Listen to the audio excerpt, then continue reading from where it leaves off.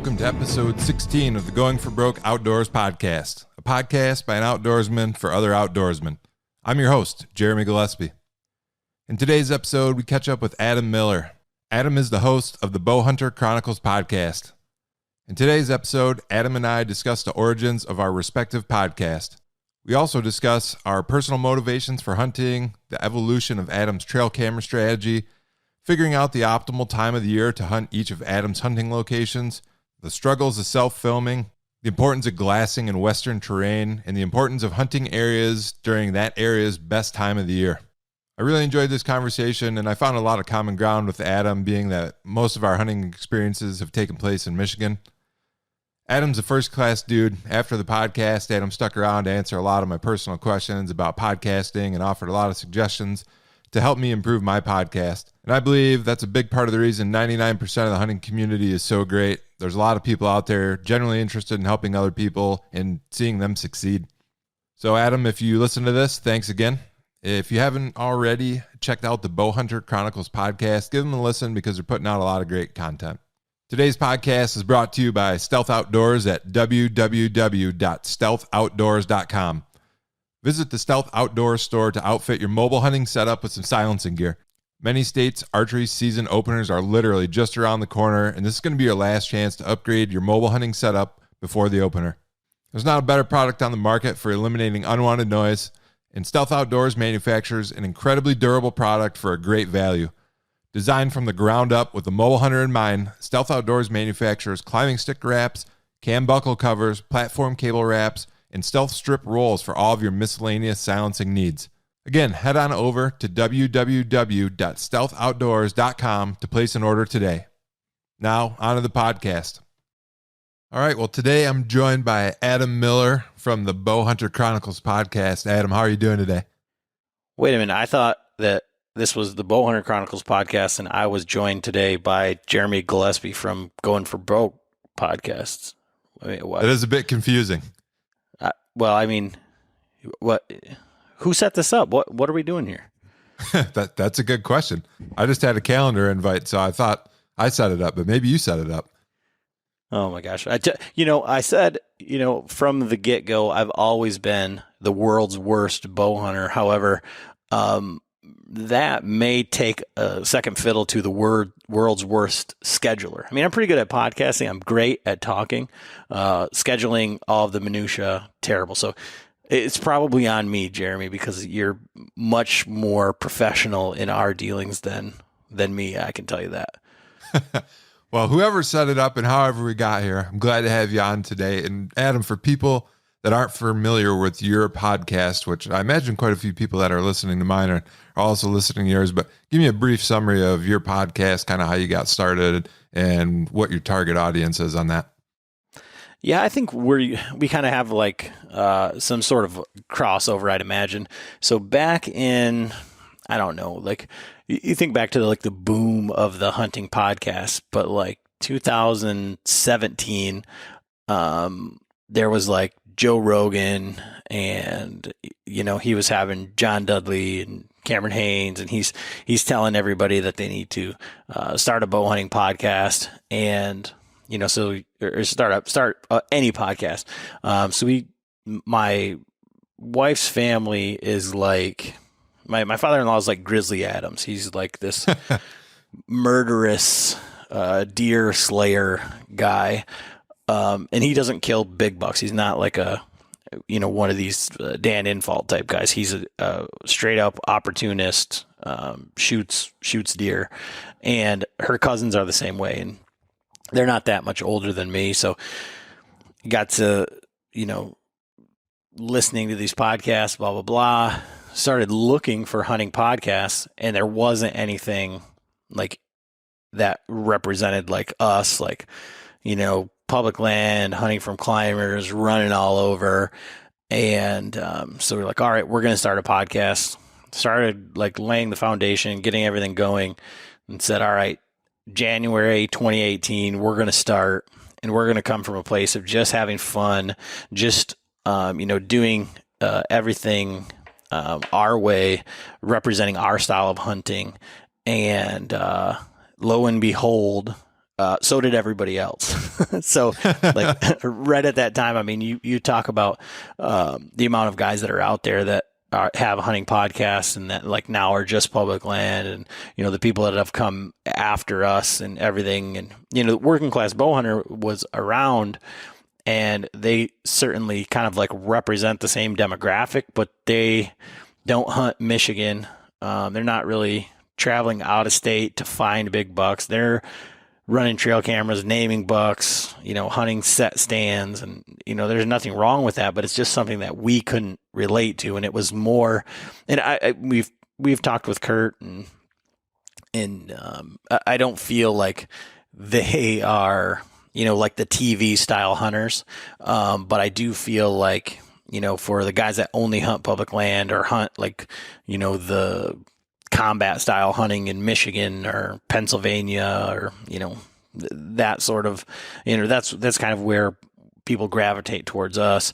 And then we come at it from like you heard in the intro or like our little thing in the beginning there, like I come at it from like the world's worst bow hunter. So I'm learning along with my listeners, and I'm trying to answer their questions. I take every podcast from the listener's perspective rather than, look at me, I have a podcast and look how great I am.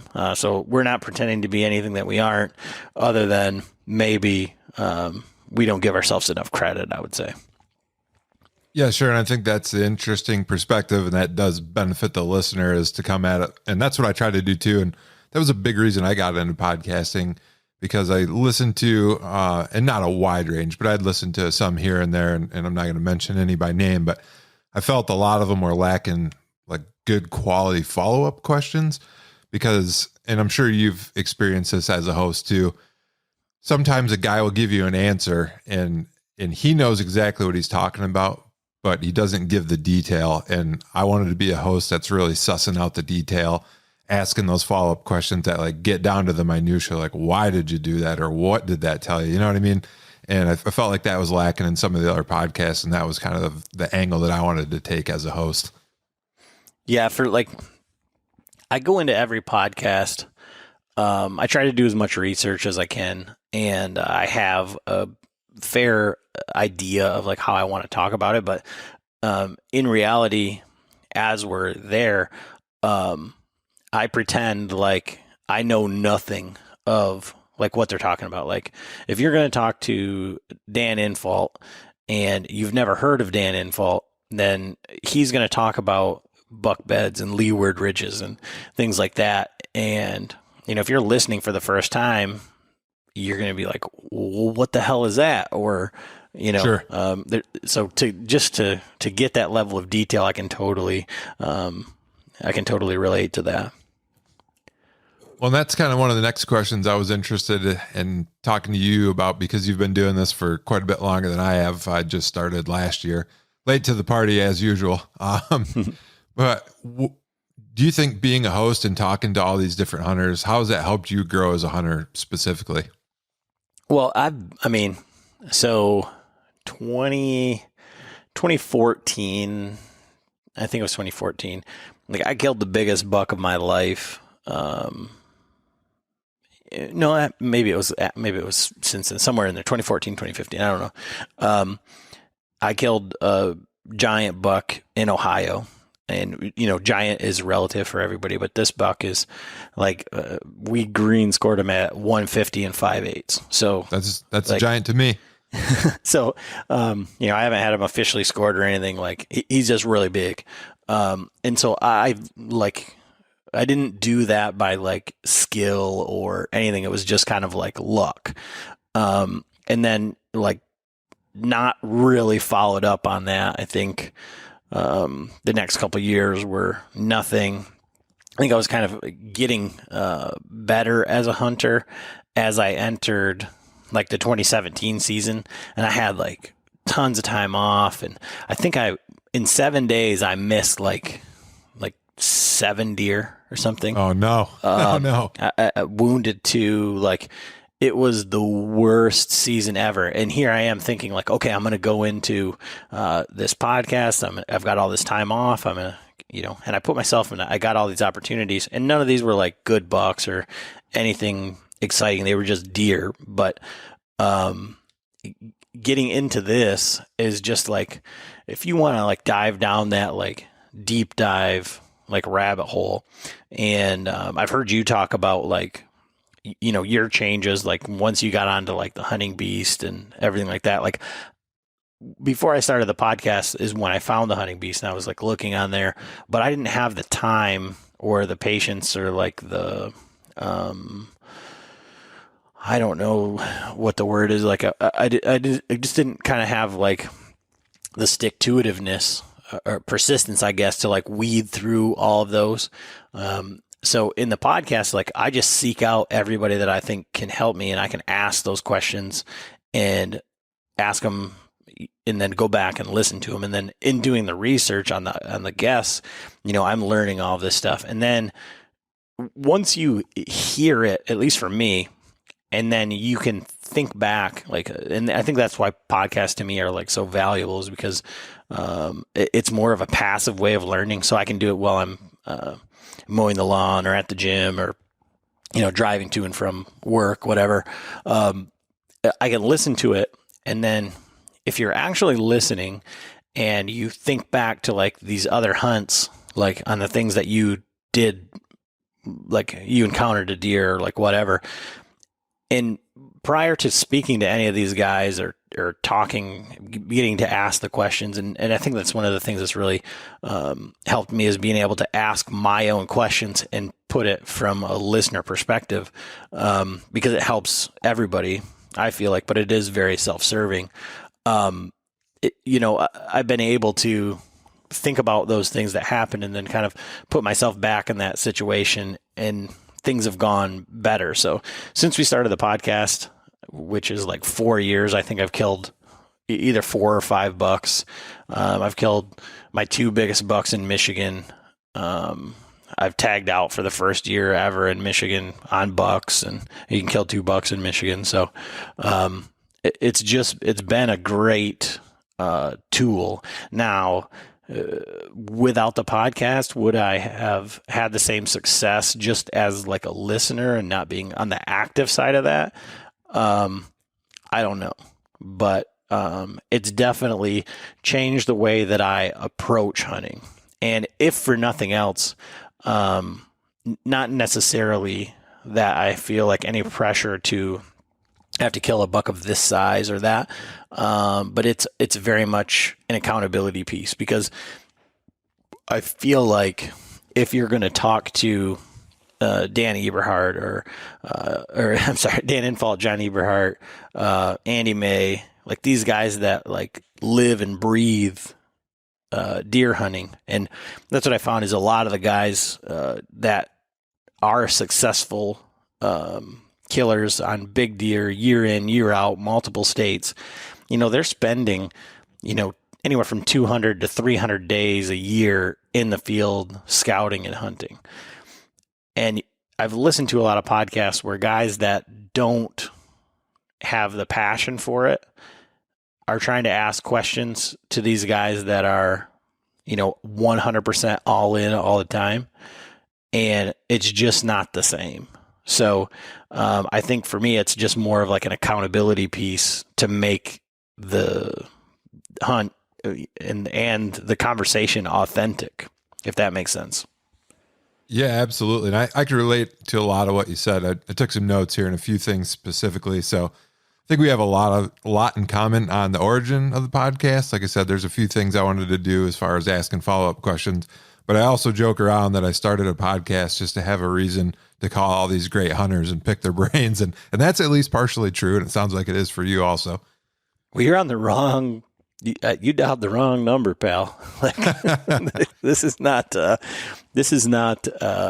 you are not in the presence of a great hunter or even a good hunter. I'm a mediocre hunter.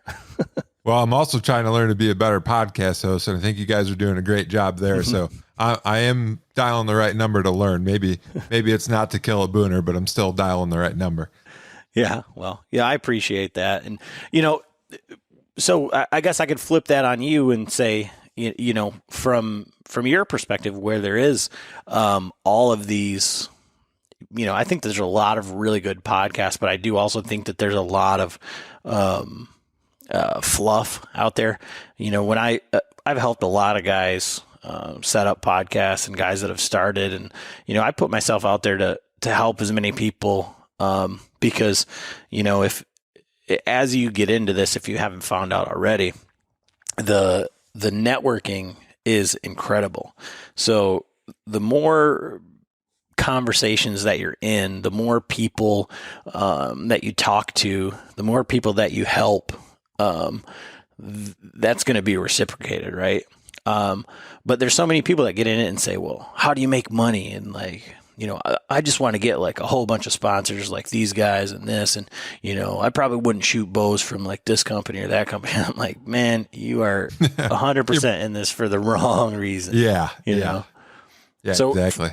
So in that climate of, you know, all these kind of like fly by night podcasts, and I do feel like on some level there's a war of attrition. So I tell people, like, if you just keep, you know, consistent and make that commitment to your listener, and you have like any inkling of good information and a little bit of personality, like, people will relate to you and they'll come back. But, you know, you can't do that in 4 episodes or 3 episodes or whatever. And, you know, as you're finding out, I'm sure it's a ton of work. So how did you decide to jump into this, you know, kind of, in your words, this late in the game? A few different reasons, and I'll be completely honest about those reasons. One is I genuinely enjoy helping other people, and I had a really good mentor. It's actually my girlfriend's dad. Around the time I was getting into bow hunting, and this guy taught hunter safety for like 25 years. He was into trad archery, you know, taught me about Fred Bear, just like the guy you dream about running into at that early stage in your career. That's going to help you out and set you on the right track. And so I've tried to carry that on, helping other people learn what I've learned. And at this point, I've learned a lot more. Back then, I didn't know anything, anything at all. I was the world's worst bow hunter, so we'll have to we'll have to arm wrestle or something over that and see who really was. But and then the other thing, and this is the selfish reason. So I started a YouTube channel, and I was like, oh, I'm in Montana now, so I'm actually from Michigan originally. I lived most of my life there. I don't know if you knew that or not, but so I'm from Michigan originally, and I'm like, oh, I'm in Montana. I'm doing this cool stuff now. I'm seeing all these animals, and part of the reason is I want to share that with friends and family back home. And then I was like, you know, I understand the YouTube monetization and all that stuff. And I thought naively at the time, I thought, oh, it'll be easy to get subscribers and it'll be hard to get watch hours. So I was like, I should do a couple podcast episodes, because if I do an hour, 2-hour podcast, you know, and I can get a couple hundred people to watch it, that'll chew up all these watch hours. Well, little did I know, I got a bazillion watch hours now, and I still got like 400 subscribers or something. But I have really enjoyed the process. Like you said, it's a lot of work, but talking to these guys that I've looked up to, like I've had John on, Eberhart, read all his books when I first got started. That's kind of what kicked me off on getting out of the world's worst bow hunter mindset. And then 2013, I got on Dan Infalt's The Hunting Beast Forum, which I'm sure everybody listening is familiar with. And that was really a game changer. Like, John's book set a really good foundation for me, especially hunting in Michigan. But I feel like the in-depth concepts from The Hunting Beast took that to another level. And it also really got me motivated. I started really pounding the woods in the spring. Like, I was already spring scouting from what I was reading from John, but I mean, I just got obsessed. I don't have kids, and my job allows me a fair amount of free time. And I just love the outdoors. I always have. So I just started pounding. So in summary, the 2 reasons I started were 1, to share knowledge and to talk to these other guys, and 2, for selfish reasons, to help out my YouTube channel, which that's been an abysmal failure, but that's a whole nother topic. Well, I mean, both of the things are, you know, YouTube and podcasting. I think, again, is a war of attrition, and it's kind of just how you go about it, but it ends up being like, what do you want to get out of it? Because, I mean, if you follow along, like, one of the guys I think that puts out some of the greatest like DIY style like films and whatever is Byron from the Whitetail Experience. And you'll see him, and Parker McDonald does a great job too with the Southern Ground podcast. He just does incredible videography and editing and, you know, very cinematic type stuff. But in some of these outdoor YouTube page groups and stuff like that, is like, it's just a place where like angry people go to like shit on like your hard work. And Sure. so it's not a nice place. It's not a good space to be.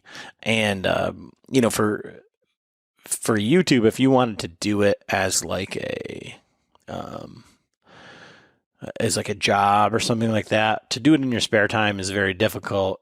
But you have to also look at, and I'm sure that you have, and if you haven't come to this realization, like this will really hurt your feelings. You know, anytime you're like trying to work on something on your car and you've got some guy with a shitty cell phone, like video, like he's holding it in his mouth and like whatever, but he shows you how to, you know, replace that coolant sensor or something, and you look and that's got like 30,000 or 50,000 or 200,000 views, because maybe it's the only video in that, and you're like, man, I'm putting out all this great information and like I'm doing all this work, I'm doing all this editing, and I got like 13 views. And it's like you could, if YouTube was your thing and you just wanted to do that, you'd be so much better off to just do like fix it shit around your house, or do like a vlog, or like start a kids channel and just make shit out of clay. Like, Right. it's such a difficult, like, you know, you have to be in it, like in this portion of it, for like the right reasons, I think. Yeah. For passion. And going back to what you were just saying, the thing that always comes to mind, and it's not because I'm a Cam Hanes fanboy, but I do like his saying, nobody cares, work harder. And that's just what I keep telling myself for deer hunting and podcasting. Like, nobody cares about you. Nobody cares what you're doing. That's fine. Keep doing it. Sooner or later, somebody will take notice. Yeah. And I feel like from that perspective, like on the hunting thing, like for me, I feel, you know, I was told once, that hunting is a jealous man's sport. And like, to me, I was like completely baffled by that, because I love like the deer camp mentality. I love like being able to share it with somebody. Like the buck that I shot this year is like, or for 2020 was like right just under 100-inch Michigan 8-point. You know, my father-in-law, who I do a lot of hunting with, and his hunting partner, we're going out of town. I was hunting by myself, and you know, my pod co-host John, my podcast co-host there, I called him and he was able to come out and help me. But like, I was hunting by myself. After I shot it, I was like, awesome. What do I do now? Like, I couldn't share, you know, there was nothing to share it with, you know, nobody to share it with. It just was like, it was like kind of like an empty feeling. I would have been way happier to be hunting with somebody as like a group and have them shoot a deer.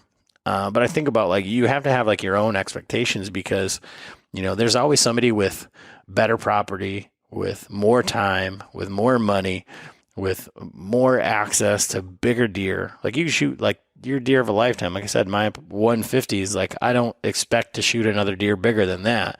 And to me, that's a giant. But like, there's guys that are like, yeah, I'm passing 150s because, you know, there's 200s out there.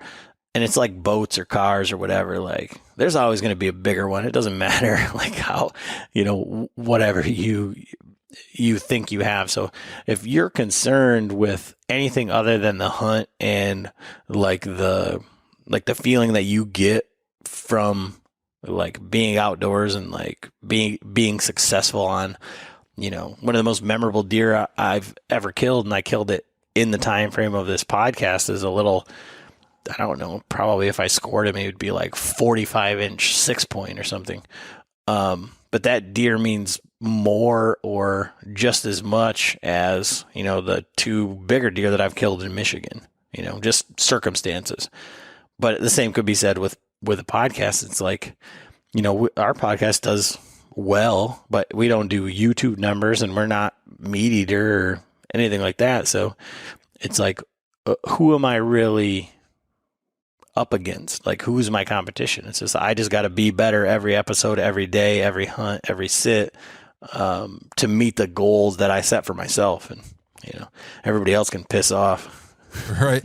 Now that the end sentence there resonates with me a lot, because that's exactly what I'm about in hunting specifically. Is I'm only in competition with myself.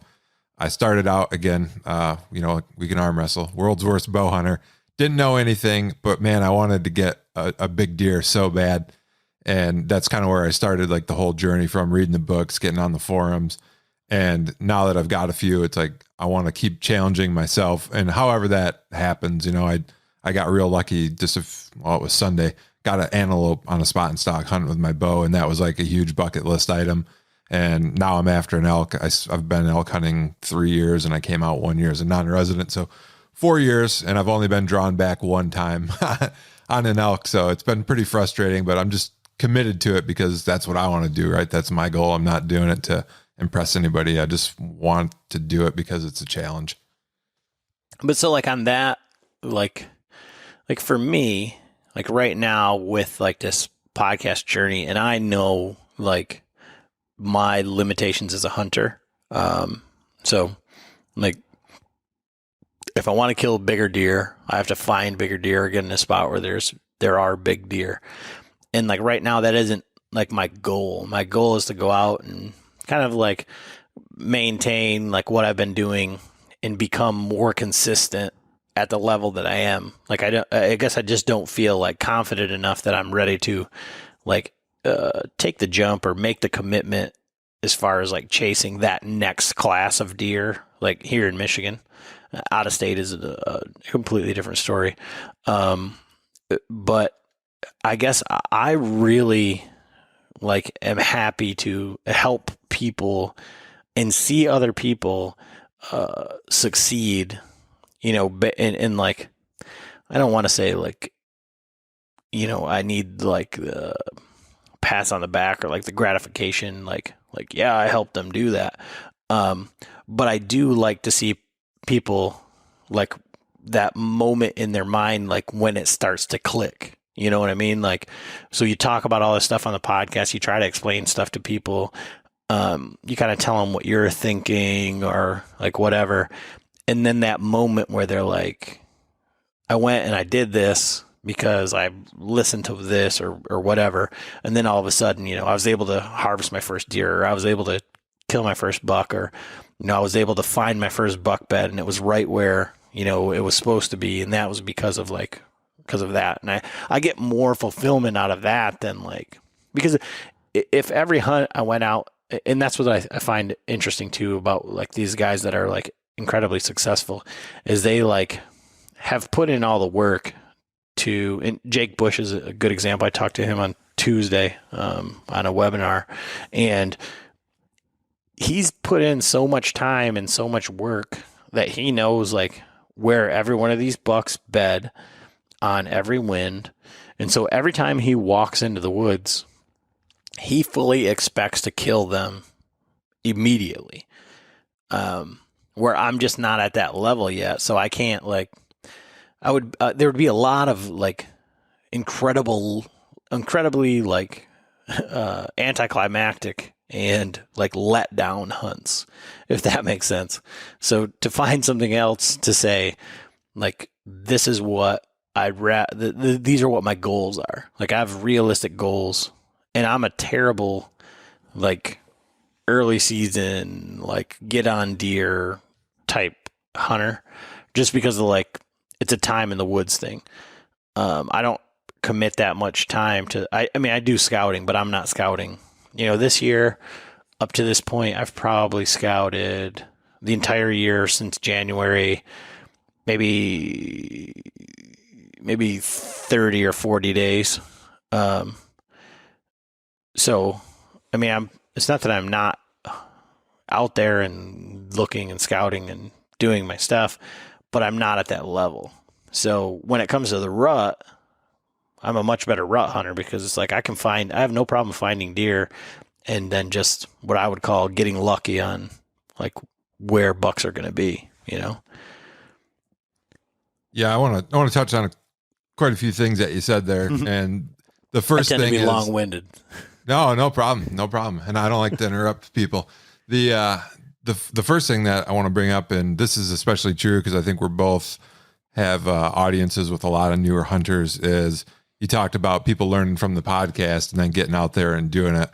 And I'm sure you'll relate. Anybody I know that's deer hunted for any amount of time will relate. There's no replacement for experience, right? You can read the books, you can watch the videos, you can listen to the podcast, but you got to get out there and get your hands dirty. And one of the mistakes that I see people making commonly early on, especially when they learn about map reading, is, oh, I cyber scouted this area or e-scouted this area, and that's a good area, so that's where I'm going to hunt. And they don't do any boots on the ground. Like, that just gets you near the ballpark. You still got to get in the ballpark, and then you got to get to the plate. So don't give up there. So that was one of the things that I wanted to mention. And then you talked about, your level as a deer hunter. And again, targeting towards newer people. I think that's super important, that the first thing you need to do is just kill some deer. Don't worry about shooting a booner or a Pope and Young or whatever. Shoot some deer, because I tell people this all the time. The time to learn when to draw on a deer is not when the deer of a lifetime is coming in, right? You want to have that experience already. So that's like, when I think about deer hunting, that's stage one. Just get your hands dirty. Get in there and shoot the first doe you see or the spike or whatever. Don't worry about what anybody's going to say. You need to build that foundation. And then tier two, the way I think about deer hunting, is kill deer consistently. Okay, so maybe you got one spike or a doe, and then you didn't get a deer next year. Well, maybe years 2, 3, and 4, you kill some of those deer every year. And then, and this is personal, of course, if you want to, tier 3, you try to kill bigger deer, and maybe you don't kill those consistently at first, but you kill your first 2-year-old 8-point or a 3-year-old, and then maybe you don't for a year or two, and you go back to shooting the spike or the 6-point, whatever. But you've killed a bigger 1 or 2. And then tier 4 is like kill bigger deer consistently. And I think it's important to have your mindset and your tactics like calibrated, and be honest with yourself too about where you're at, because nobody goes to killing big deer consistently right off the bat. Not Dan Infalt, not Andy May. Nobody does that. So you got to crawl before you can walk, and walk before you can run. And then the last thing I wanted to touch on, you talked about Jake Bush and going in, and I've just learned about Jake Bush recently, so I don't know a ton about him, but I see his name popping up in social media all the time, so he must be doing good things. But going out and knowing like exactly where the deer are, and I'd like to get your opinion on this too, because I'm actually going, and this is personal preference, no judgment here. I'm going in the opposite direction. So when I lived in Michigan, I had at one point up to 15 like conventional trail cameras, never owned a cell cam. And I've been to Montana. This will be my 3rd hunting season, and I haven't put batteries in a camera since I moved here. And this year, prior to the season, I went out glassing like once or twice, because I don't know, for whatever reason now, and part of the reason, and this is being honest, there's a lot more quality animals in Montana, and it's not as pressured, so you don't have to scout as hard. But I like the mystery of the hunt these days. Like, I don't want to know what's out there. I want to go and on the same topic, last year, a friend and I, we went to Kansas, and he's like, oh, I'm going to probably bring one of my cell cams. I'm like, dude, don't do it. I'm like, you don't want to know what's out there, because you're going to get some monster on your cell cam, and then you're going to get married to a spot, and you're not going to shoot a buck that maybe you would have shot otherwise, like a 120 or a 130 comes by, a deer that you'd normally be super happy with.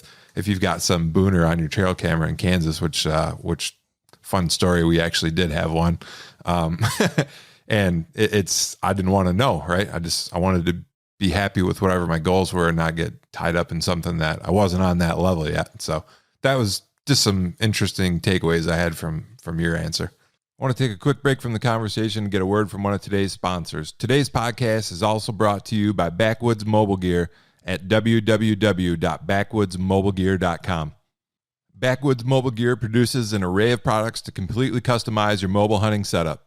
Backwoods Mobile Gear's product line includes climbing aiders like their multi-step aider and Versa aider, Climb higher using the same amount of climbing sticks with climbing aiders at a fraction of the weight of an additional climbing stick. Backwoods Mobile Gear also offers a variety of AMSTEEL rope solutions from daisy chains for climbing sticks to AMSTEEL gear hangers. Replace those bulky straps and hunt-ruining metal cam buckles with buckleless and lightweight AMSTEEL products from Backwoods Mobile Gear. Check out Backwoods Mobile Gear at www.backwoodsmobilegear.com if you want your setup to be lighter, to take you higher, and to keep your gear tighter. Yeah, I mean, there's a couple things in there, like even on what you said. So, and it kind of all balls up into one, and it kind of like if you listen to the podcast that we did with Jake Bush at the end, and he's targeting the biggest deer possible. So he's got like a list of like top 5 deer that he wants to kill, and some of them are harder to kill, some of them are what he would deem easy to kill with the information that he has in his skill level. But like the deer he's targeting this year, he said was like, it said it was 170 last year. And he found both of his sheds, and he's alive, and he's got them on camera. So that's just like the level of deer that he's going after when you say like you don't know anything about him. When you're talking about like the boots on the ground and the e-scouting, like and the cell cams and all of that. So I hadn't in the past run trail cameras or trail cameras very well.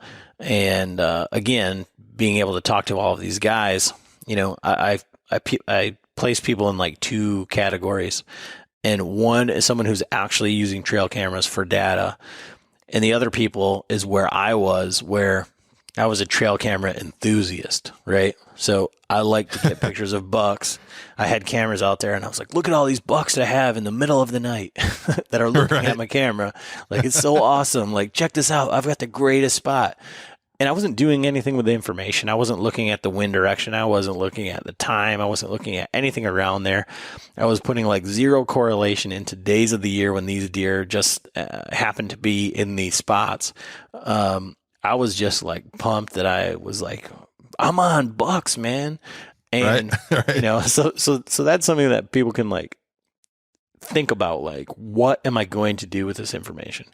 But again, I found the spot on the map, like diving in from like what you're talking about, saying, okay, I'm going to try and learn a piece of property and test myself to see if I'm a good hunter or whatever. And so I just found like the biggest piece of property within X amount of miles of me. And it gets pounded. There's guys coming in from every direction, but I found a piece on there that looked terrible. And it is, to access. Like, it's far from everything and awful to get into. And it looks like everything that you would want to see on a map. It looked like a big cattail swamp. So I'm like, oh, this is going to be so awesome. It's in the middle of nowhere. I get out there and it's this big ass grass field. But on the map, it lays out like exactly what a cattail marsh would look like. Sure. Right straight down to like, if you switch over to like the green, like USGI map, like it's low and shows the water, so it looks mucky, and it's totally not. Like, maybe it was a long time ago.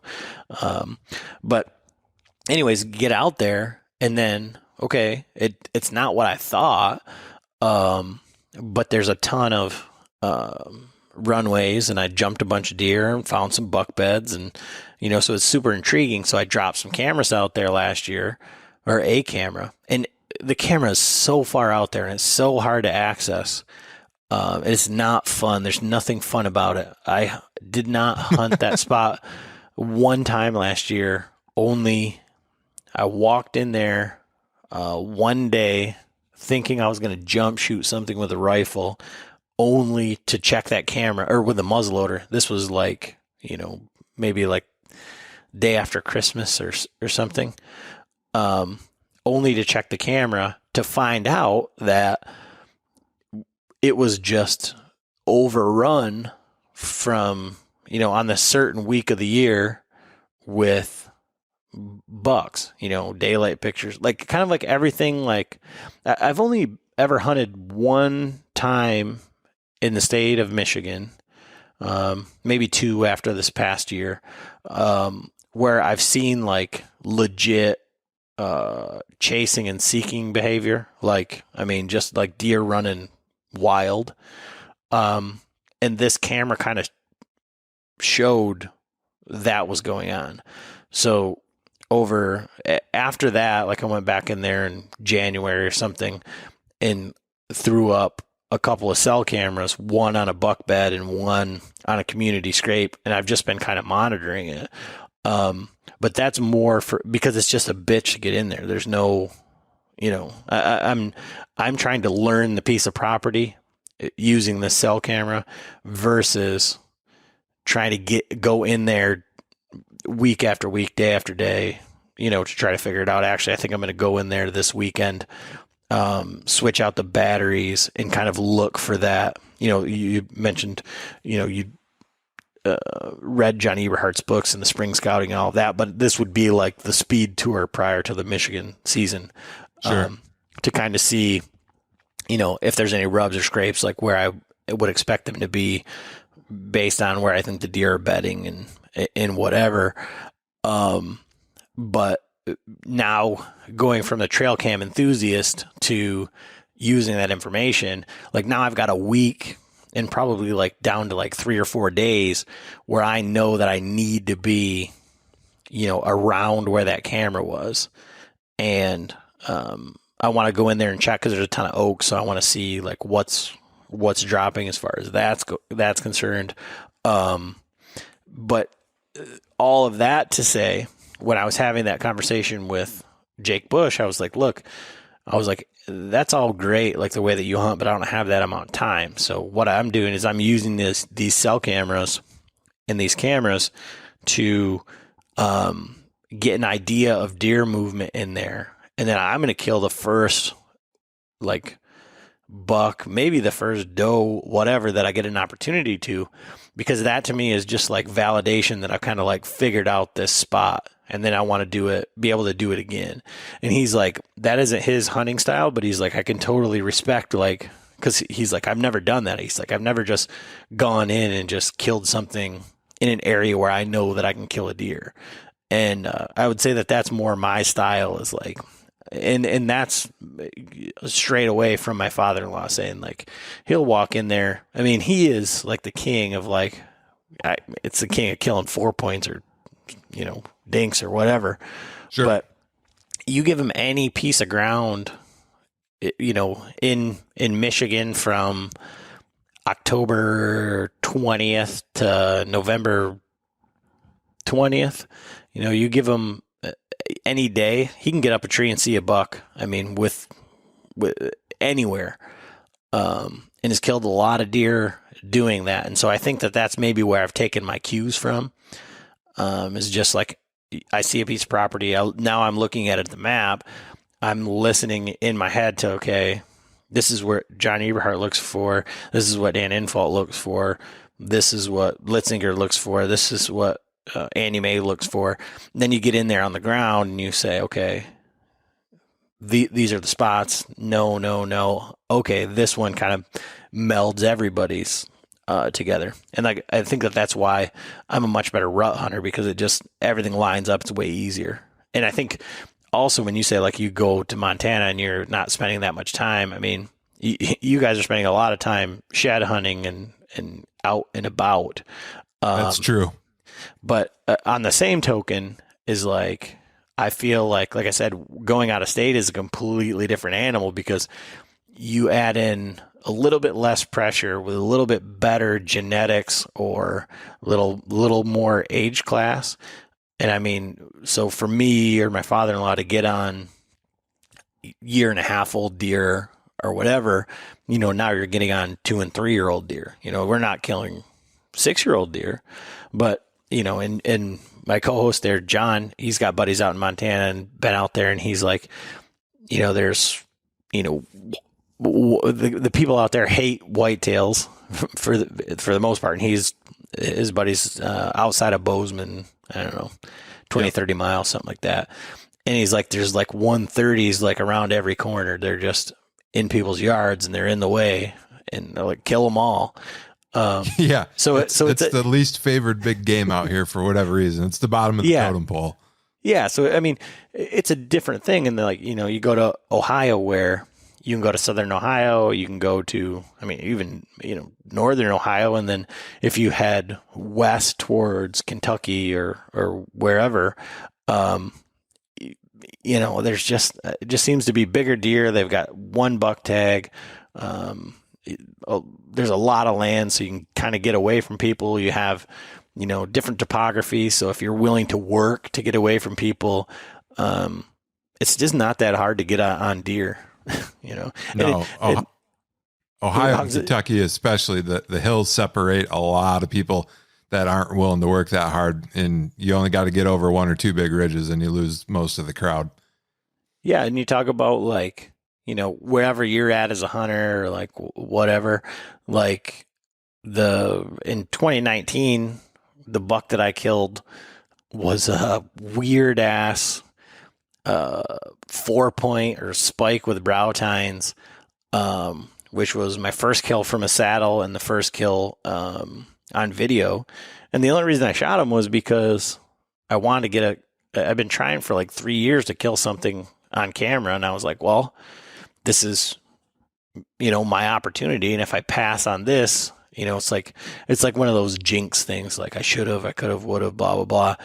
And then I went to Missouri and passed on 85, 100-inch 8-point at 25 yards for 15 minutes, but I didn't have my camera set up, and I just didn't shoot him because I was waiting for something bigger, and I ate that tag.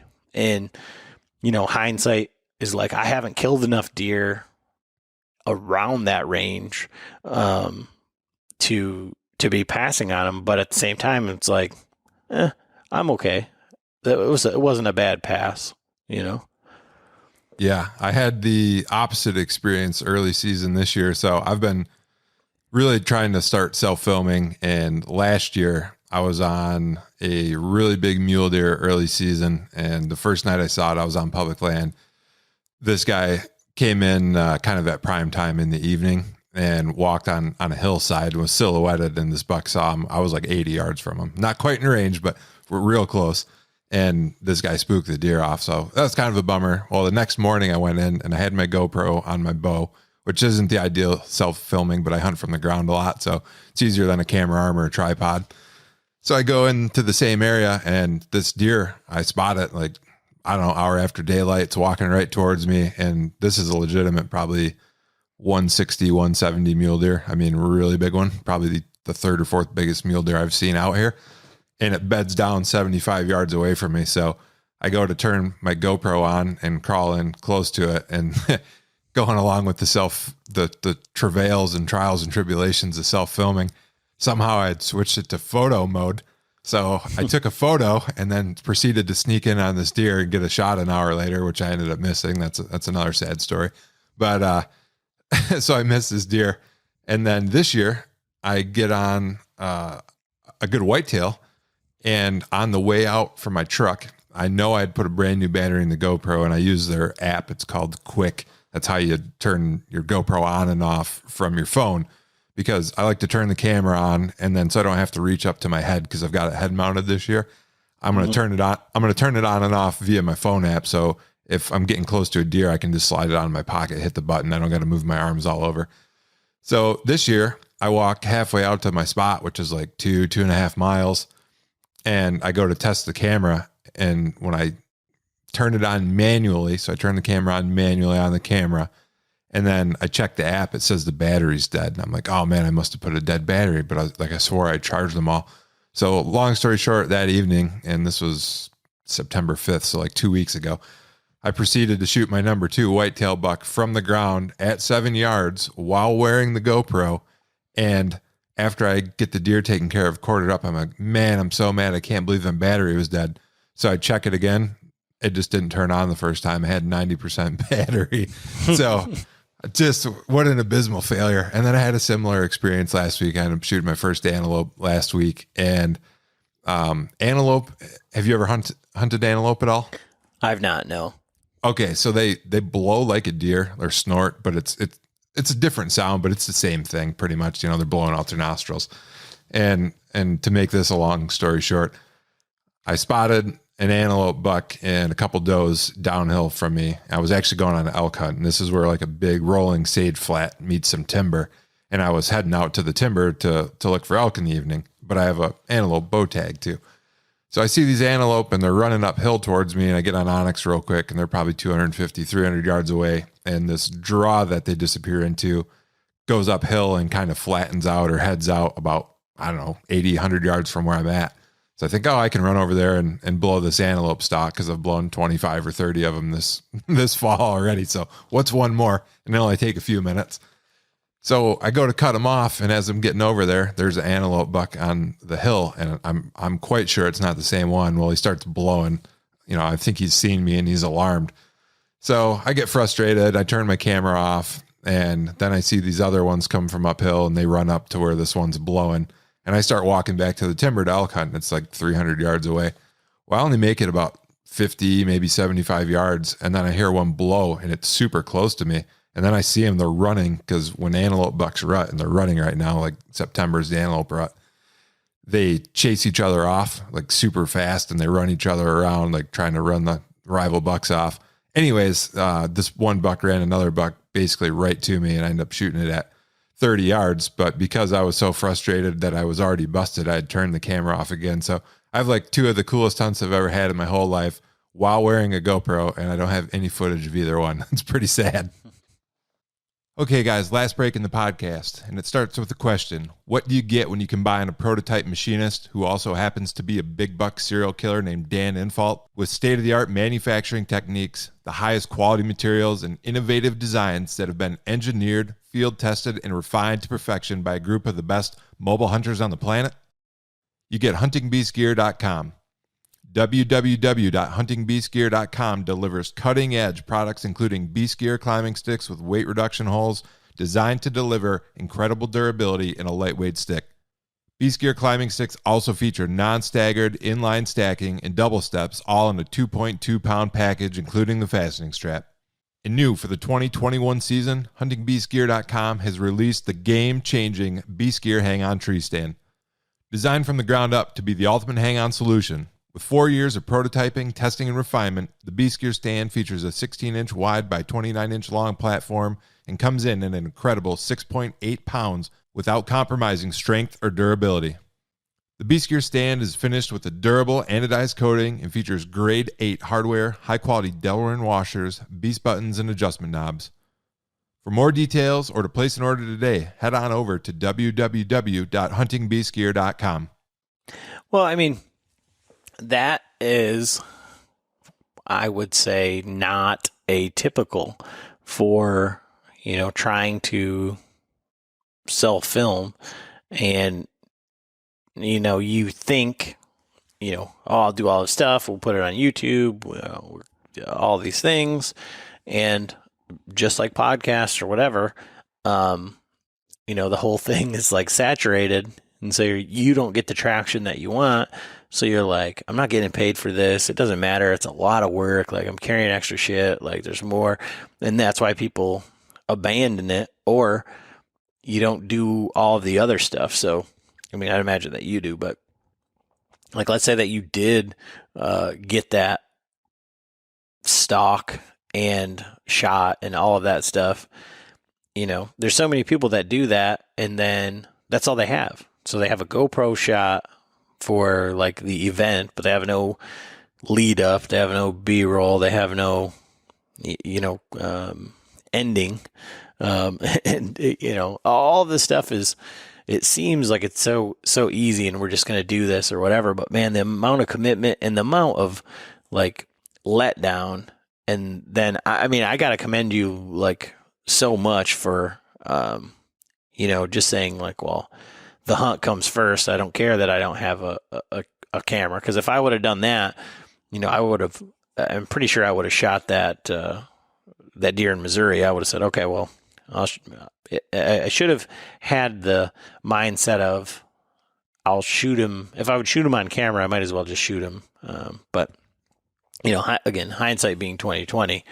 But that is one of the things I wanted to talk to you about, because, everybody wants to go, with mobile hunting and being more mobile and,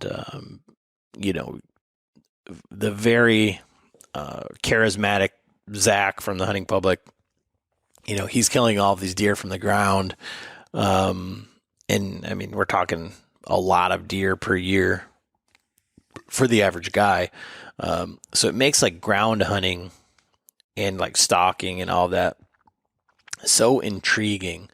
So how did you get into that or adopt that? Or one of the questions, and I guess to go back behind, like we can lead into that with this. Normally I would ask, like, what is your hunting background and like, what's your normal style of hunting? Like when you were in Michigan, then I guess I would say, like, as you transition to hunting in Montana, is it tree stand, saddle? Has it always been spot and stalk, ground? Are you afraid of heights? All of those things. Sure. No, my style has evolved considerably as I've got more and more influences. So I'll try to keep this brief, but going back to the world's worst bow hunter. So when I first started bow hunting, I didn't have a lot of like outside influencers or mentors until I was maybe 20, 21, when I met my girlfriend's dad, who was a guy I mentioned that's into trad archery and stuff. So the first couple of years, I didn't get hunter safety till I was 14. So I was a little late to the party there. And I got like a hand-me-down bow at 15. It was a Bear Whitetail 2, and this was probably 1998. So I got a Bear Whitetail 2. The draw length was too long, and like I was 15. I think it was 70 pounds. I didn't even know how to adjust it. Just like real scab together setup. And I didn't grow up with a lot of money, so that's part of the deal there. But my grandma had 15 acres, and a friend and myself built this like giant monstrosity of a tree fort / blind. And looking back to know what I know now, it's just absolutely hilarious, because we built this blind, and then I proceeded to put my bait pile on the east side. And Michigan's got predominantly west winds, so you can imagine how well that worked out. So I didn't know anything about playing the wind or scent control or anything. So from 15 to 19, I would say I was a very casual deer hunter, but I did enjoy it. I went out fairly often in the fall, and I always gravitated towards bow hunting earlier. I've actually never even shot a whitetail buck with my gun. I've shot one whitetail doe, one mule deer with a gun, and one antelope, and that's it. Everything else I've got's been with a bow.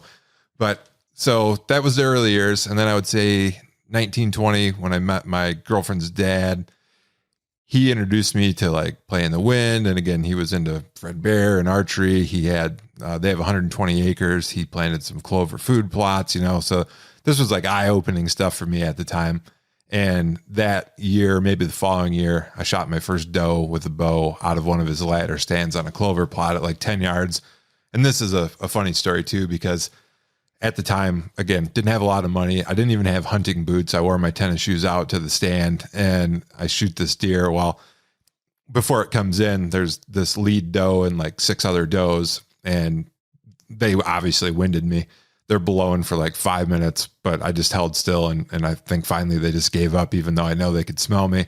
And the lead doe comes by at 10 yards. And again, I don't have a peep sight. I don't have a kisser button. I don't have a release. I got a single pin on my bow.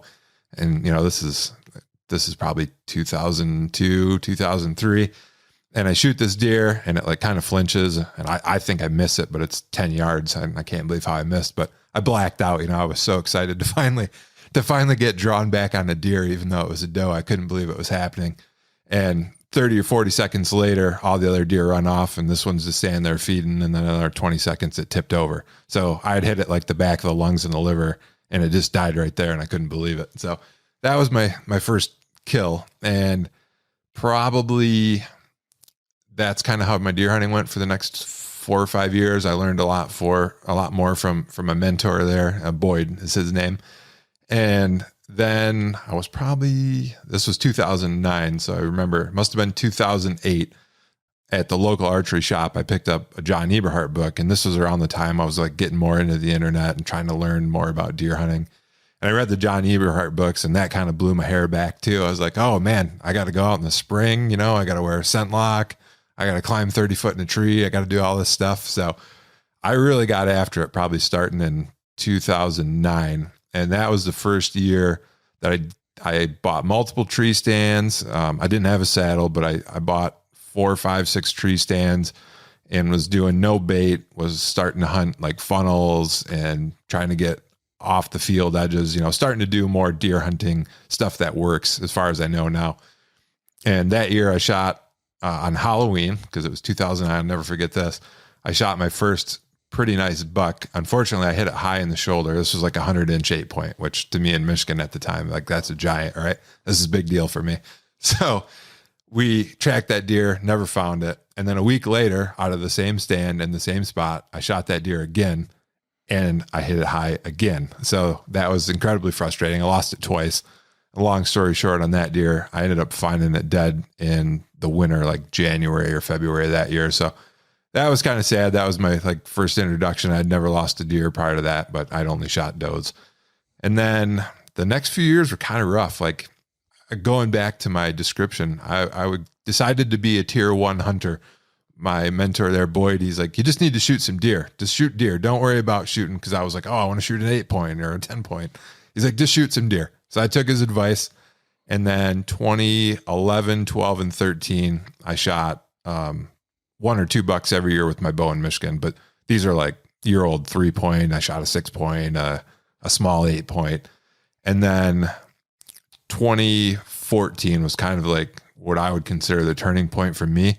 Because in 2013, I joined the Hunting Beast, started reading like nonstop, like got obsessed with that forum, reading everything I could because I'm seeing all these guys with all these giant bucks. And the tactics made a lot of sense to me, like real world stuff, right? Kind of like John Eberhart. It wasn't magazine stuff. It was real world stuff. And I'm like, oh, this is what I've been missing. I've been missing all this stuff. So 2014, I shot my first 100-inch deer out of a lone wolf on the edge of a cattail swamp. And then I was like way overconfident, right? I'm like, oh, I got this figured out. I know it all now. And I got lazy and I didn't shoot another deer. Cause again, going back to what you said about Michigan, 2 buck tags. So I got lazy, didn't shoot another deer. And my friend Joel, he'll probably listen to this. Joel called me out and he said, dude, you're like resting on your laurels. Like you haven't even started and you think you got it figured out. I'm like, you know what? You're right. You're right. I'm being an idiot. So 2015, I shot 2 2-year-old bucks in Michigan with my bow by Halloween. And again, I was like, all right, I got it figured out now, but I'm not going to get lazy. So I had a friend, I was going to go to Ohio, and this would have been the second time. I went in 2014 with Joel. We didn't know what we were doing. We got absolutely destroyed. We saw like 2 deer the whole time in Southern Ohio. So that was my introduction to out-of-state hunting, and I've evolved a lot since then, but that real green. And then 2015 went to Ohio with another friend who had permission from a farmer. So this guy my friend owns like a feed store, grain store. And he had a farmer that they had sold stuff to, gates or something, like cattle gates in Ohio. Long story short, we got permission there. And my friend had been going down there for like 7 years, and great guy, but he's a Michigan hunter through and through, like sits corn pile. And that's what you got to do. You got to feed the deer. And this is hill country, Southern Ohio. So I had been reading the Hunting Beast, and I'm like, I know what I'm going to do. So this is literally how the story goes. We get down there. I've never been on the property. This is the first year I had Onyx, and we go in on his ATV in the dark, and he goes, I'm going this way. And he points to his left, and he goes, this guy owns 400 acres. He goes, you can go probably a half mile to the right, any direction, and just do whatever you want. I'm like, okay. So I had Onyx and I knew where the boundary was. So I walk out in the dark and I stop at the first rub I find, and it proceeds to rain. I get soaked. Later in the morning, I walk up the hill because I'm looking for that upper 1/3 from what I learned from Dan. And I'm looking for like the tops of draws where the deer movement's going to pinch down. And I find one and I set up right over it, and there's like a fresh rub. And at noon, I see my first Pope and young deer I've ever seen. And it's like 10 yards behind me, but it ends up winding me and taking off. I'm like, oh man, I was so disappointed. So the following morning, I told my buddy, I'm like, hey, I saw a pretty good one. I'm going to move a little bit in the morning. And we got out a little bit late, and I was doing all hanging hunts at this point. So I climb up this hill with my lone wolf, and I hang it right at gray light. Like I'm getting in the stand right as it's getting legal light. I don't even have my jacket on yet. My bow is still on the ground with the bow rope tied. And I look up, and here comes a really nice deer. I'm like, holy crap. So I haul this bow up on my rope like I'm a starving man reeling up his first fish in a month, like get this thing up the tree. I get an arrow on. I don't even have time to take the bow rope off the limb of my bow, and I shoot this deer, and it turns out to be my first Pope and Young buck. So that was the time that I really realized the tactics from the Hunting Beast and all the things that I read were like definitely working. I got into an area I'd never been on, read some sign, read the topography on Onyx maps, got into a good area and made it happen. And that was just like, wow.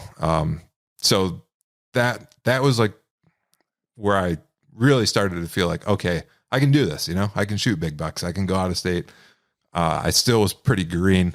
So this is 6 years ago now, but to get into the ground hunting right around that time too, maybe 2016, I watched my first whitetail adrenaline video. I'm sure you're familiar with those. Yep. And I was like, oh, that looks insanely fun. And that fall, I had another group of friends that had permission on a farmer that had 6 different pieces in Kansas, and they were all together like 2,500 acres. He's like, hey, you want to go to Kansas? I'm like, sure. I don't know anything about Kansas. Never been there. Never hunted an open country terrain like that. So we go there, and that year I saw a legitimate, I think, Boone and Crockett, maybe a 160, but I'd say it was a 170, and saw it 2 days in a row. Never did get a shot at it. And then from watching those whitetail adrenaline videos, I was like, okay, I'm going to start hunting on the ground a lot more. And 2019 was the first year. That was my first year out west. So I shot a mule deer off the ground, spot and stalk, in October. And it was a smaller one, 2-year-old. I'd never shot a mule deer though.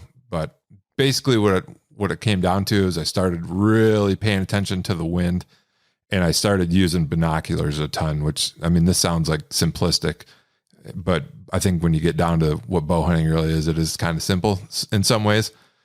And I just started glassing a ton all the time. And I can't overstate the importance of binoculars out west. And basically what I do now, whenever I ground hunt, is I always move into the wind.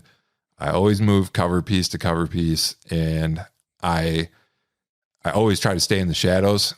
And when I'm on a new piece, especially, I'm going to look at Onyx, and I'm going to guess where deer are bedded, in your traditional bedding areas, your thick areas, your oxbows, your juniper thickets, whatever it is out here.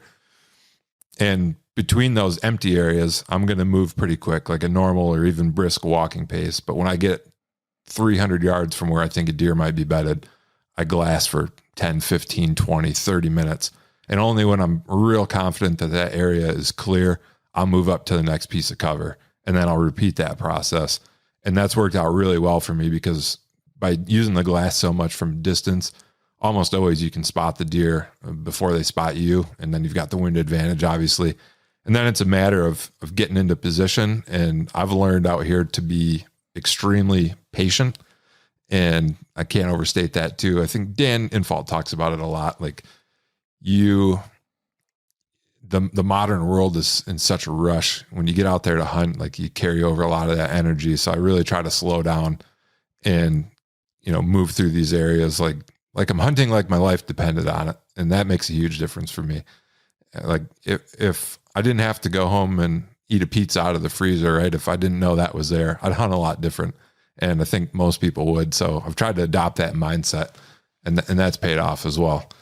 But going back to hunting on the ground, that fall 2019, so I shot the mule deer. Then I went to South Dakota with my buddy Joel, and we got on, I should say I got on the first day there. I was driving around, and part of the thing that I do when I go out of state, I'll always spend up to 25% of the trip now scouting. And that might sound crazy, but if I've got a 4-day trip, I'm willing to sacrifice an entire day just scouting. If I got a 10-day trip, I'll sacrifice 2.5 days, especially in a new area, because you got to find the deer first. That's super important. I think people, if they're listening to this and you go on an out-of-state hunt, if you don't know where the deer are and you're just going out and hunting, you're wasting your time and your success is going to be way lower. Spend the time, even if it means you're sacrificing a bunch of your hunt. And so 2018, I'm going to jump back here a little bit. 2018, Joel and I went to Kansas for the first time, and I didn't have permission on the same place I did in 2016. We were all in public,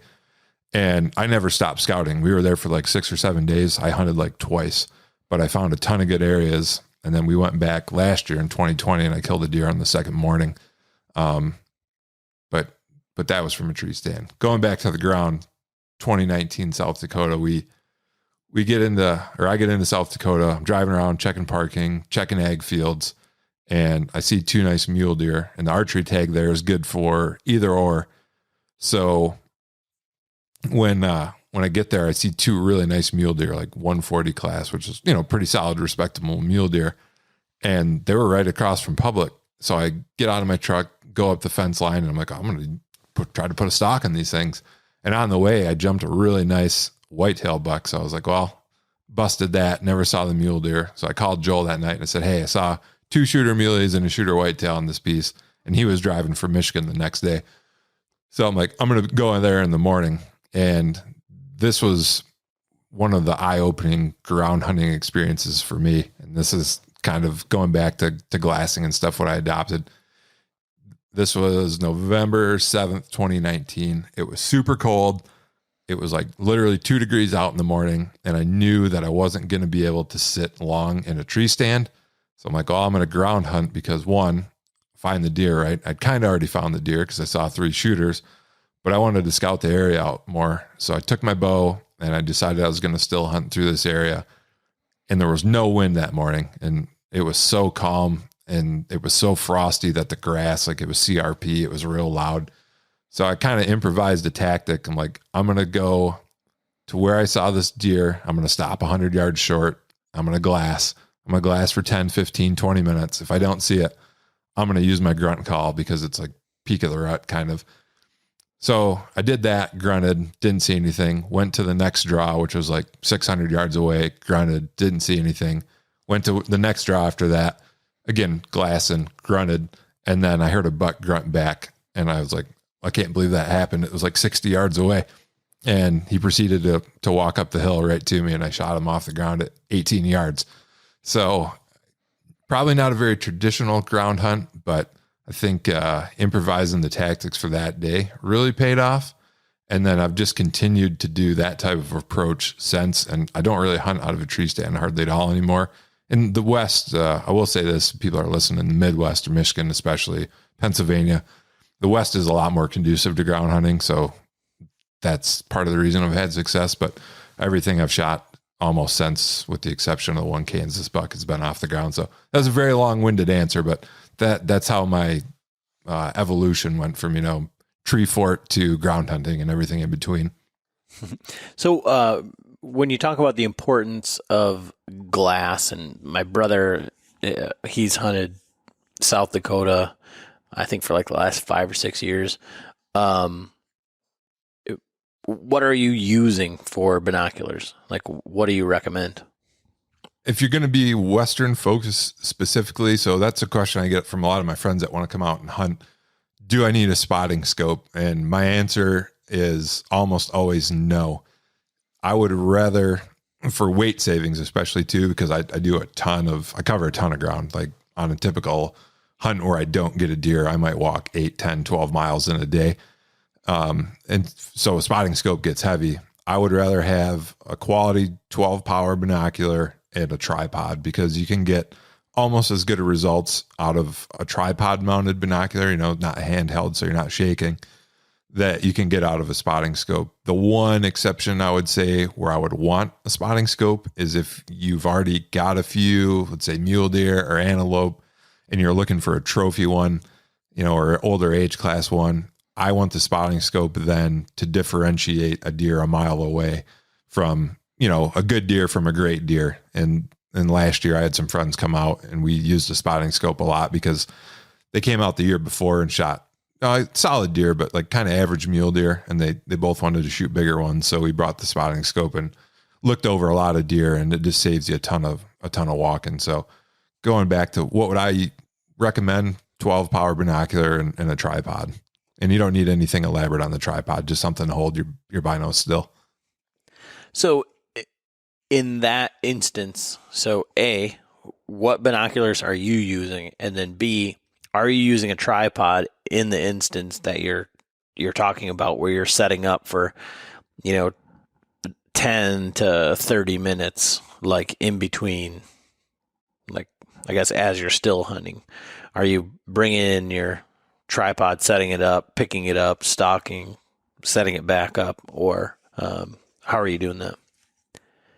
That all depends on terrain. And so I'm almost always bringing the tripod. And to answer the binocular question, I use Vortex Razor. So it's not the current generation. I bought them, 2017, 2018. So it's like the generation before the current generation, but it's a high quality binocular. They weren't free. And so I'm using those. I'm always bringing the tripod, but to answer the question, am I always glassing off a tripod? No, that's terrain dependent. And again, a lot of times when I'm still hunting, I'm glassing anywhere from, 50 to 300 yards ahead. And in that case, the shake, from handheld isn't nearly as bad, or I'll lean on a tree, or you see a lot of guys putting the binos on the top cam of your bow to stabilize them. And no, I don't feel it's necessary there. Where I want the tripod is for extended range glassing, where I've got a good visual where I can see 500 yards plus, and the tripod's going to help me tell the difference between, is that a 3x3 mule deer buck or a 4x4, or are the beams just kind of out there, or are they all the way out to the end of his face? So that detail at distance is really where you want the tripod.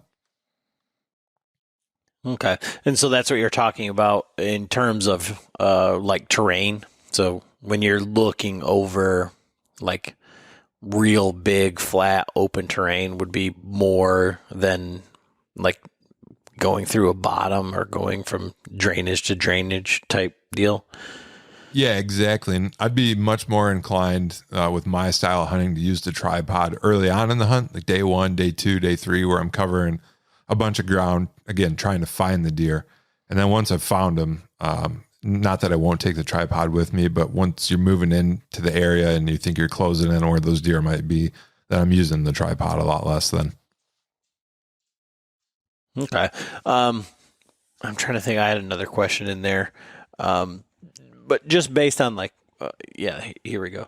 So for you as a guy coming from Michigan, headed out west, and you've moved out there, what do you wish you would have done differently while you were in Michigan? Or if you were to come back to Michigan, how would you change your tactics that you had used previously?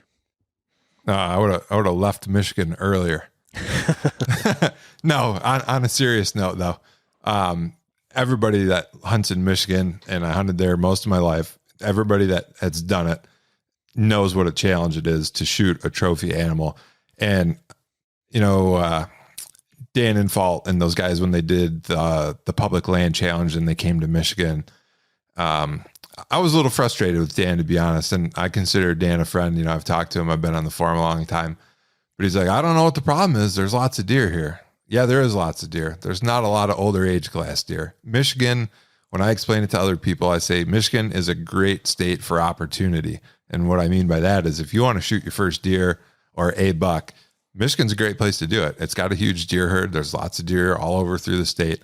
But if you want to shoot a trophy class animal, you're way better off to go out of state. So what would I do differently? I would do a few things differently. One of the biggest challenges, and it's difficult to overcome in Michigan, I think, is access. People are because there's so many hunters, it's very hard to get on private lands.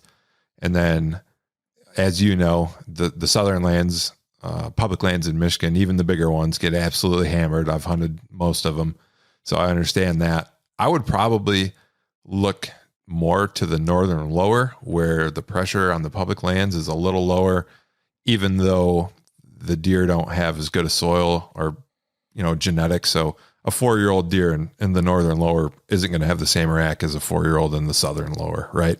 I mean, that's been my experience. Would you agree? Yeah, the only thing I would counter that with, and I'm not by 100% not saying that you're wrong.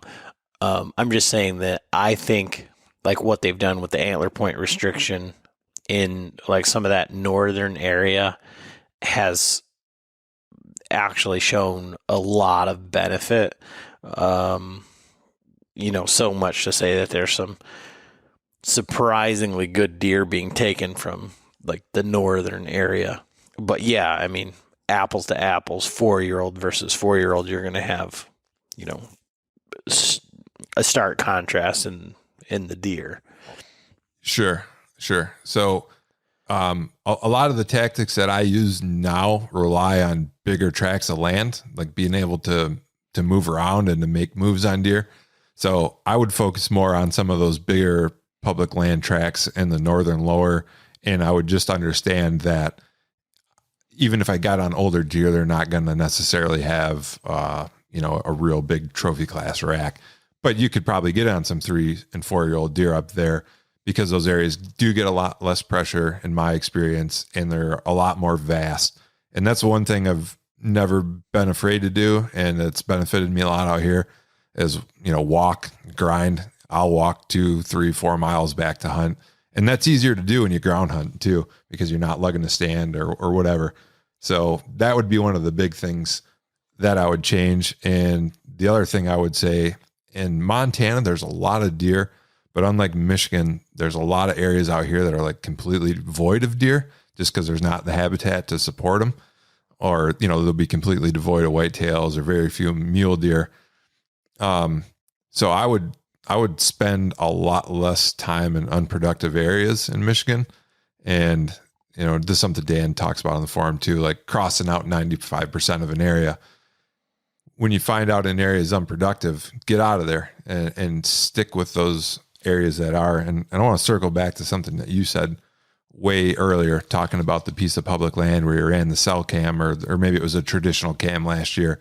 And that 1 week time of the year is the hot ticket. Log that stuff. In Michigan especially, it's super important. Keep a log that spot A is red hot from, whatever the date is, November 1st to November 5th. And almost always, unless there's major changes to the landscape, that area is going to be hot next year. And it's harder to find spots that are hot in early October, but right around the time that I was moving, I had found a few and that were productive for like 3 years in a row every year, early season. So you better bet that's where you're going to find me. October 1st on the opener was that spot. And the first decent buck that I killed in Michigan, like the 100-inch deer that I killed, that area was only good around Halloween. So seasonal timing, I think, is one of those things when you're looking for consistency to go from shooting a good deer occasionally to shooting good deer regularly. That seasonal timing in those certain spots is super critical. And to keep a log or however you remember that, make sure okay, these are the spots I need to be on these dates, because it doesn't happen overnight. But let's say, this year you find one of those spots, and next year you find another spot, and the next year you find another spot. Well, 5 years from now, you've got 5 different spots that are very high odds, and you rotate through those spots during that time of the season when they're hot. And pretty soon you've got a real good library built up, and that, opportunity is bound to happen sooner or later then, because then you're kind of, sounds like what Jake Bush is doing, right? Then you're getting into the areas that you got a real good chance of killing a deer. Yeah. And I mean, he's really big on like early season. I would liken what you just said to, like, that's the way that I see the way that Andy May hunts is he has like these little windows all the way across the season and, to some degree, the country, as far as like, I know this spot, this day, these cameras, and one of the consistencies with all the guys that I talk to that are like, on that, what you would describe as tier 4, like have notebooks and all the things, maps, topo maps, like from way back in the day. I mean, in like, we've all seen the meme where the guy's got all the papers up on the wall and all the little red things connecting strings going. Yeah. And that is like legitimately how these highest level deer hunters think and work, and they target these specific deer, and it's 100% what you said is like is logging those, over 5 years, that this piece is good on this time, and this piece is good on that time, and this piece is good on that time. And I just feel like everybody wants that magic easy button, and like you had said earlier, there's no replacement for time in the woods. However, your experience in Ohio showed you that, tactics and,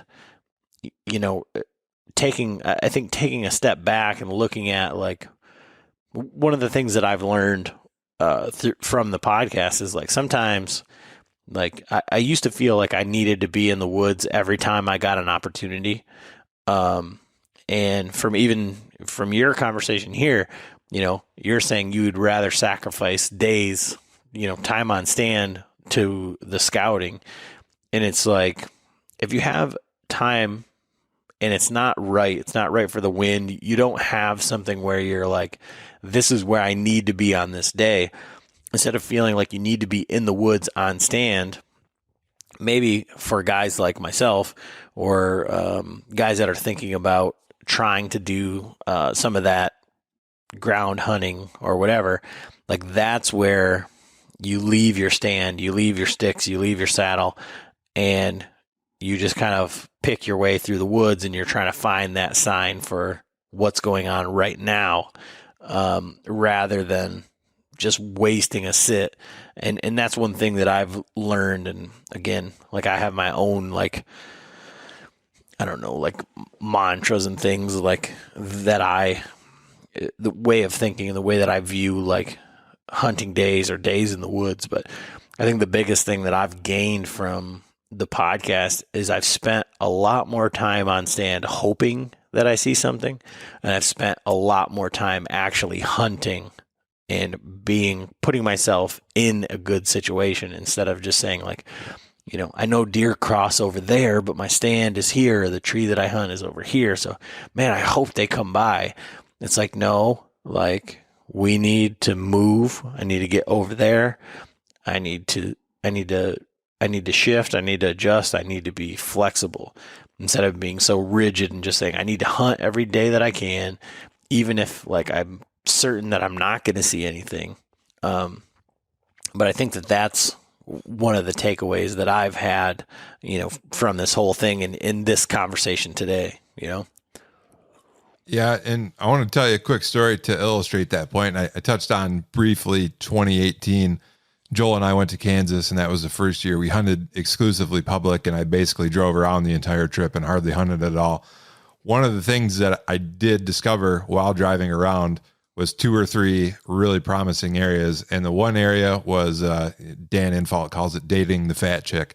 So I drove past this farm, and just past this farm, I'm talking 100 yards, 150 yards, there was an area on 3 separate occasions during the 6 days we were there that I saw a shooter buck standing right off the road where it was going to cross the road right by this farm. And I'm talking 10 yards, right? Like right off the road. And when you look at it and I don't want to give too much away about the spot, but because it's public land, but when you look at it on the aerial, it's not necessarily obvious that it's a funnel, but when you see the deer and then you look at it on the aerial again, you can like use your imagination and see how it's a funnel. So when we went back this past year, 2020, I told Joel, I'm like, hey, I'm going to sit that dumb spot, right? So I parked my truck by the farm, just on the edge of the public. I only walked the 150 yards to this area where I had seen these deer crossing, and I set up my stand in the dark, hang and hunt. And the first morning, this is 100% true story. So I get in the stand about 6 o'clock, and I think legal shooting light was like 6:35, or maybe it was 7 and 7:35 because it might have been after the time change. Whatever it was, I was in stand, 35 minutes before daylight. And I range find it. I was 13 yards off a county road. So I feel absolutely ridiculous, right? Like, and as I'm setting up my stand, I climb in the lone wolf, and I'm there 5 minutes, and I hear a snort wheeze like 200 yards away. And I've only heard a snort wheeze maybe 4 or 5 times out in the woods. But if you've ever heard one, or anybody that's ever heard one, it's very distinct, and you know it when you hear it. And so I'm like, oh, that's obviously a good buck. Like 2-year-olds aren't out here snort wheezing. And I got anxious. I'm like, oh, it's too early. I don't want that deer that close, right? They're probably going to come through this area. And then 30 seconds later, it snort wheezed again. I'm like, oh man, so I'm like on the edge of my seat already. So I'm sitting there, and now it's probably 6:25, 6:28. And I hear crunching leaves, and I know it's one of these deer, or probably this buck that I just heard. And these deer are working up. There's an area next to the road that's kind of a draw, and these deer are coming through the draw, and they're like 25 yards away, and I can barely make out the silhouettes, but I got a good wind, and 3 of them walk by me. And then I hear another deer coming, and that one kind of cuts through the draw, and it's coming right at my tree. So I'm already standing up at this point. And, every second that passes, it's getting closer to legal light. And this deer, Adam, walks right to my tree, and I'm looking, I wasn't up very high, 15 feet or whatever. And I look down when this deer is literally right in front of me, 3 yards away, and it lifts its head up, and I can tell it's a giant buck. And I'm like, oh man, I know right about where he's at. He's just starting to catch my scent. So he takes a few hops off, and where I was at, it was like leaf covered. So the ground was brown, but he got out into some like canary grass where it's yellow. And then I can tell, I'm like, holy crap, that's like a 150. This is like a legitimate buck. And, so the does that he was following, one of them must've been in heat. I think this was like November 12th, November 13th. And they're like looking back at him like, what are you doing? And he's looking at them like, come on this way. It's, it's dangerous. So this buck just finally walks the opposite direction of the does. And I'm like defeated, I can't shoot yet because 1, I'm pretty sure it wasn't legal light. And 2, even if I wanted to, I don't think I could have saw my pins, but just enough to like make out the silhouette of the deer. Well, 10 minutes later, now it's getting light. I look over, and this deer is making a huge circle around me to go catch back up with his does like 90 yards away. And then 10 minutes later, I see him on the other side of the road, and there's a 2-year-old buck, and they all start chasing. They come running back by me at 40 yards. And again, this is like a 140 for sure, probably 150 class buck. And so the reason I'm telling this story is 1, don't be scared to spend time scouting. 2, if you see something that has happened in the past, it's probably going to happen again in the future. And 3, I sat at that spot the next day, and I shot what the guy that caped my deer told me it was a 4 or 5 year old 6-point, and people are like a 6-point, whatever. But this deer's got 6-inch bases, and it scored 115 as a 6-point. So geez. Yeah, so it's a really big, weird, ugly deer. But it's just a good story to illustrate a lot of things. Like I said, don't spend the time scouting, because now I found a really good spot, one of 2 or 3 that we found. And then if something seems dumb, trust your eyeballs, right? I saw deer cross there 3 times 2 years before. Why wouldn't they do it again? Nothing changed. And they did. I saw that morning that I shot that 6-point, I saw 4 other bucks, I think, or maybe that was the 4th buck I shot. So they were going through there, and it would be the last place on earth, looking at it from a map or driving by, that you'd be like, oh yeah, that's the spot right there. So I don't know, think outside the box too. So, I guess I always, like I said, I always view things from like the listener, and, a lot of our guys, maybe have never killed a buck before, maybe have never killed a deer with their bow. And it's not, they're not your typical, as you said, like tier 2, tier 3, tier 4 hunter. They're the the deer under your belt guys. And there's a lot of guys that are chasing that next level, that have killed a lot of like easy bucks, or easy deer, and now they're chasing their first 8-point or their first 100-inch buck or their first Pope and Young. So I want to ask you in this frame is like, what are your goals for the season? And like for those guys that are trying to level up their game, like what motivates you, or what has helped you like along the way? I feel like in a healthy, like introspective type way, versus like social media says everybody kills a 140, so that has to be the standard, if that makes sense. Yeah, absolutely. So my goals, and they've changed a bunch as my deer hunting's progressed, right? So initially my goal was shoot a deer, and then it was shoot a 2-year-old 8-point, and then it was tag 2 2-year-old 8-points with my bow in Michigan, and then it was shoot a Pope and Young, and now it's my goal currently.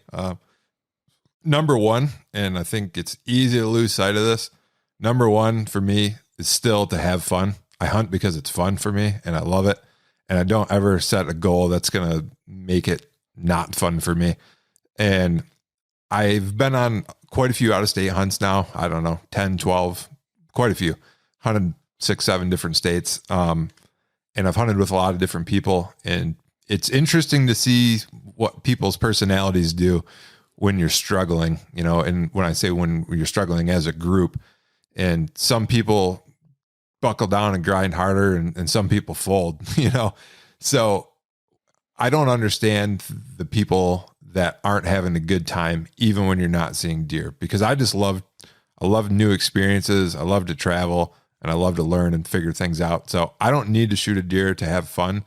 And I also think that anytime you go out of state, and especially for guys that are doing it for the first time, I mentioned it briefly earlier, 2014, my first trip to Ohio, I got destroyed. I saw one deer in like 4 days, just soul crushed, like, I don't know what I'm doing at all. Just failed. Out of state hunting, I always tell people it's a marathon, not a sprint. And if you're going to go somewhere, do your research first. And some of the things I would recommend would be call the biologist, because you usually get pretty good information from a biologist.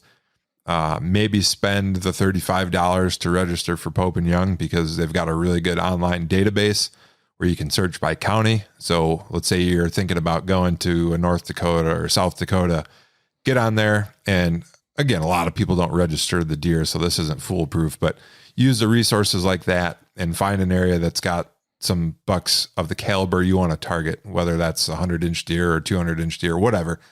Do your research. And you mentioned earlier, networking, and then figure out where you want to go first, and make sure you're going to be in an area that's got what you want to deliver.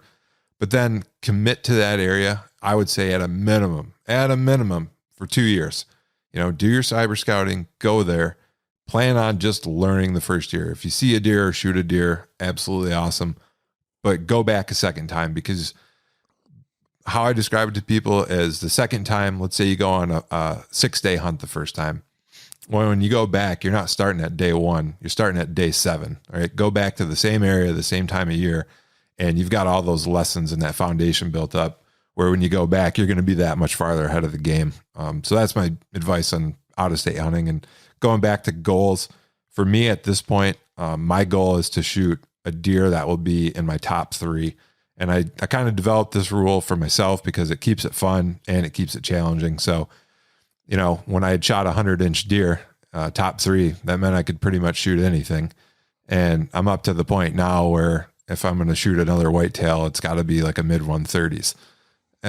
So that's still very doable, especially in Montana. I've got an Iowa tag this year, so I'm definitely hoping to get one there. But I haven't set my goal at like 200, right? Because that's unattainable for me as a normal guy hunting public land. And to get back to your question about what should a guy do that is maybe looking for his first deer or looking to shoot a little bit better, 2-3-year-old deer consistently, I would say that the two best things you can do is study. And one of the things I feel like that doesn't get talked about enough is like deer biology. I'm kind of a nerd, admittedly. And one of the things that's really helped me, and this isn't for everybody, so I'm not saying everybody go do this, but I actually read quite a few research papers. And if anybody wants to check out a great source for like research-based deer stuff, Penn State University's got their deer blog, PSU deer blog. If you Google it, it'll pop up. And I actually had the guy that runs that, Dwayne Diefenbach. He's the head researcher there. Had him on the podcast, a lot of great information. And they're doing like GPS telemetry studies. And you can find out empirical, real world data. What are deer doing? Not social media, not hearsay. Here's the facts, right? Here's a bunch of GPS deer collar studies over 5 years and 100 deer. So study, learn the animal. And then the best thing you can do is, besides study, is spend time in the woods. Every time you get out there, you should be learning something. And a lot of times what you're learning, whether you realize it or not, is this area or this tactic doesn't work. And that's important too, crossing stuff off that doesn't work. And then anytime something does work, anytime, like even if you get a sighting, an opportunity, a shot, whatever, really think about what was going on there. Don't just be happy it happened. What was the wind? Where do you think that deer was bedded? What are the crops like that year? Like really think through it and analyze it.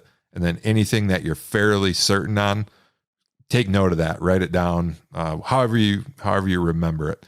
But one of the things that I do these days, not everybody, most people have onX these days. And I see a lot of guys just marking waypoints. There's a notes section on onX, and my notes are pretty extensive now. Like if I see a deer, I write, okay, I saw this caliber deer, 120, 130, whatever it was at this time of day on this type of wind, and the crop was this, and I think he was coming from this area. I'm not just making a waypoint. I'm making a log.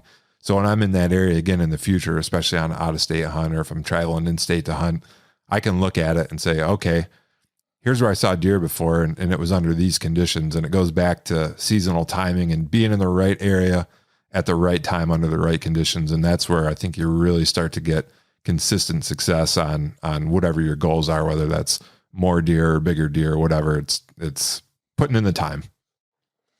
Man, I think that's some great advice because, a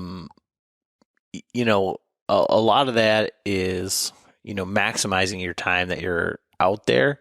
And like with the notes is incredible, but like that deer blog, figuring out the animal and doing that side of research now may be somewhat time consuming, but you don't have to be in the woods to do it. So I would say that that's something that certainly doesn't get talked about that much. Now, I mean, this is your podcast, my podcast, all of that. I think I've kind of got all the questions that I wanted to have answered, other than we always ask, like one of the staples on our show is like, what is your bow setup? What are you shooting? Bow, arrows, broadhead, sight, all of that stuff.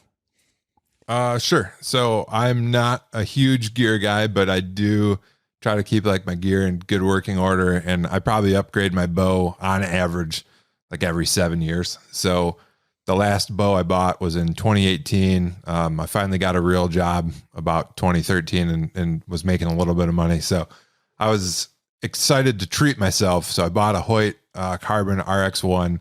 That was the first new bow I'd ever bought. Everything else was either hand me down or used. So that was kind of a big deal for me. And so I bought that, and that was spendy, obviously. And let me stop right there and say, you don't need an expensive bow. I killed plenty of deer with, like I said, hand-me-downs or used bows that did just fine. So you do want a well-tuned bow. If you don't know how to tune your bow, go to an archery shop and have a pro staff guy help you, because I think it is important that your bow's, paper tuned and it's shooting properly. So make sure if you're going to spend money on anything, save a little money, buy a used bow, spend the money at the archery shop to get your setup tuned. Going through the rest of the bow, I am a big advocate of a multi-pin fixed sight, and part of that is because I ground hunt more, especially now, and I don't want to be messing with a slider. I think it's not as bad if you're in a tree stand or if you're only hunting 30 yards and under to have a single pin. But being out west, I really like a multi-fixed pin sight. So I run a Spot Hog. I don't even remember the name of it. Maybe it's the Hoggett, I think is the name. Anyways, okay. It's a 5-pin sight, and it's on a dovetail. And I like the dovetail for 2 reasons. One, fits in my bow case. I can, push the sight all the way tight to my riser. And the second reason I like the dovetail is because I like my, the Spot Hog's got like a green ring around the pin guard, and you can adjust the dovetail to fit. So your pin guard fits perfectly inside your peep. So you get a good ring within a ring, if you know what I'm saying. Mm-hmm. So I like that. If I was going to buy a new sight now, I would actually probably go with like a 3-pin fixed with a 4th pin slider. So I do like that setup a lot, where you'd have like a 20, 30, 40 fixed. You'd have your slider set to, let's say, 50, and then you could get range out to 65, 70, which in Michigan probably don't need that, but out west, especially on antelope, like I missed 2 antelope this year. My first 2 shots on antelope were like 63 and 70 yards, right?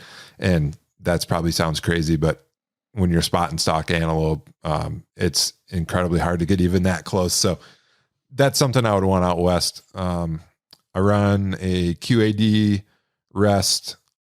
And one of the other things, and I actually had Garrett Prawl on last night on my podcast. That episode's not published yet, but it will be out soon. He did a really good video. I think it came out like mid to late August about stabilizers. And he, Garrett does great content. So he's got like an accelerometer on his bow that maps out like a graph of his stability with these different stabilizers on it. And long story short, I think a stabilizer for accuracy, especially when you're getting like 40 yards and beyond, is one of the easiest and most inexpensive things a guy can do to improve his accuracy. I run a 12-inch bee stinger with a 2-ounce weight at the end, which is borderline getting clumsy for hunting. It's pretty long. It's not like target archery long where you're shooting a 30-inch bar or something, but a lot of guys are running, a 6-inch stabilizer that's essentially vibration dampening. I like a longer bar with some weight on it. And then let's see what else is on a bow. Tight spot quiver. And I shoot. The other thing that I did when I got my new bow set up in 2018 is I went to a thumb release, and I'm shooting a Stan Perfex, which is an adjustable thumb style release. You can adjust the trigger tension. It's got 2 different size thumb barrels, the finger extensions. You can run it as a 2-finger, 3-finger, or 4-finger. So it's kind of a customizable modular. I like to describe it as the AR-15 of releases. You can customize it to however you want. And then for arrows, my arrow setup's pretty simple. I'm shooting Easton Axis 5 millimeters. I believe I'm shooting 300 spine on those. And I shoot a 50 grain brass insert with 125 grain slick trick broadhead. So nothing fancy. I do recommend cut on contact. I like those. Those just happen to fly well out of my bow. They're relatively cheap. And for whatever reason out here, a lot of tall grass, I don't recover a lot of my arrows. So I get past 3 shots and then they bury in 3 foot of CRP. And I don't shoot lighted nocks, which maybe I should. I probably should since I'm trying to film, but I don't. And so I have a real hard time recovering arrows. So I don't shoot iron wills or something like that because I don't want to lose a $40 broadhead in the grass. Sure. Yeah.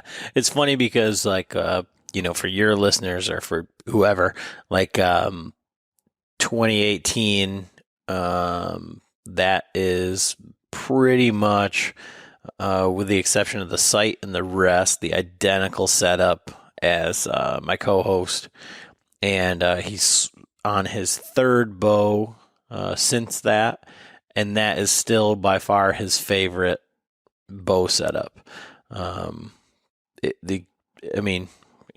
Hoyt, RX1, carbon, tight spot quiver, Easton Axis, and when we went out west, elk hunting was 125 grain slick tricks, and I know he had just a hair of weight up front. So, I mean, you hear me chuckle during that, but I mean, I'm very familiar with that setup. Yeah, and the one thing I guess I glossed over there is I think my total arrow weight is right about 480 grains, and I know the craze is heavier, but I wanted to find a setup that was a pretty good compromise all around arrow because I don't want to switch arrows for antelope and elk. You know what I mean? So Yeah. I feel like with the fixed broadhead, I got enough kinetic energy and momentum to get through pretty much everything or get deep in everything while still not shooting a rainbow trajectory, right? I'm not going to, out west especially, I'm not shooting a 650 grain arrow because I don't want to have to aim 3 feet over the antelope that I'm shooting at. Yeah, he's very nearly 600 grains, but he's also 6'3" shooting full length arrow. So I don't know like what your draw length is or whatever, but I mean, the arrows are going to be heavier regardless. Sure. So, Well, so two final questions I got for you. And maybe I should have asked these early on, but I think they're important.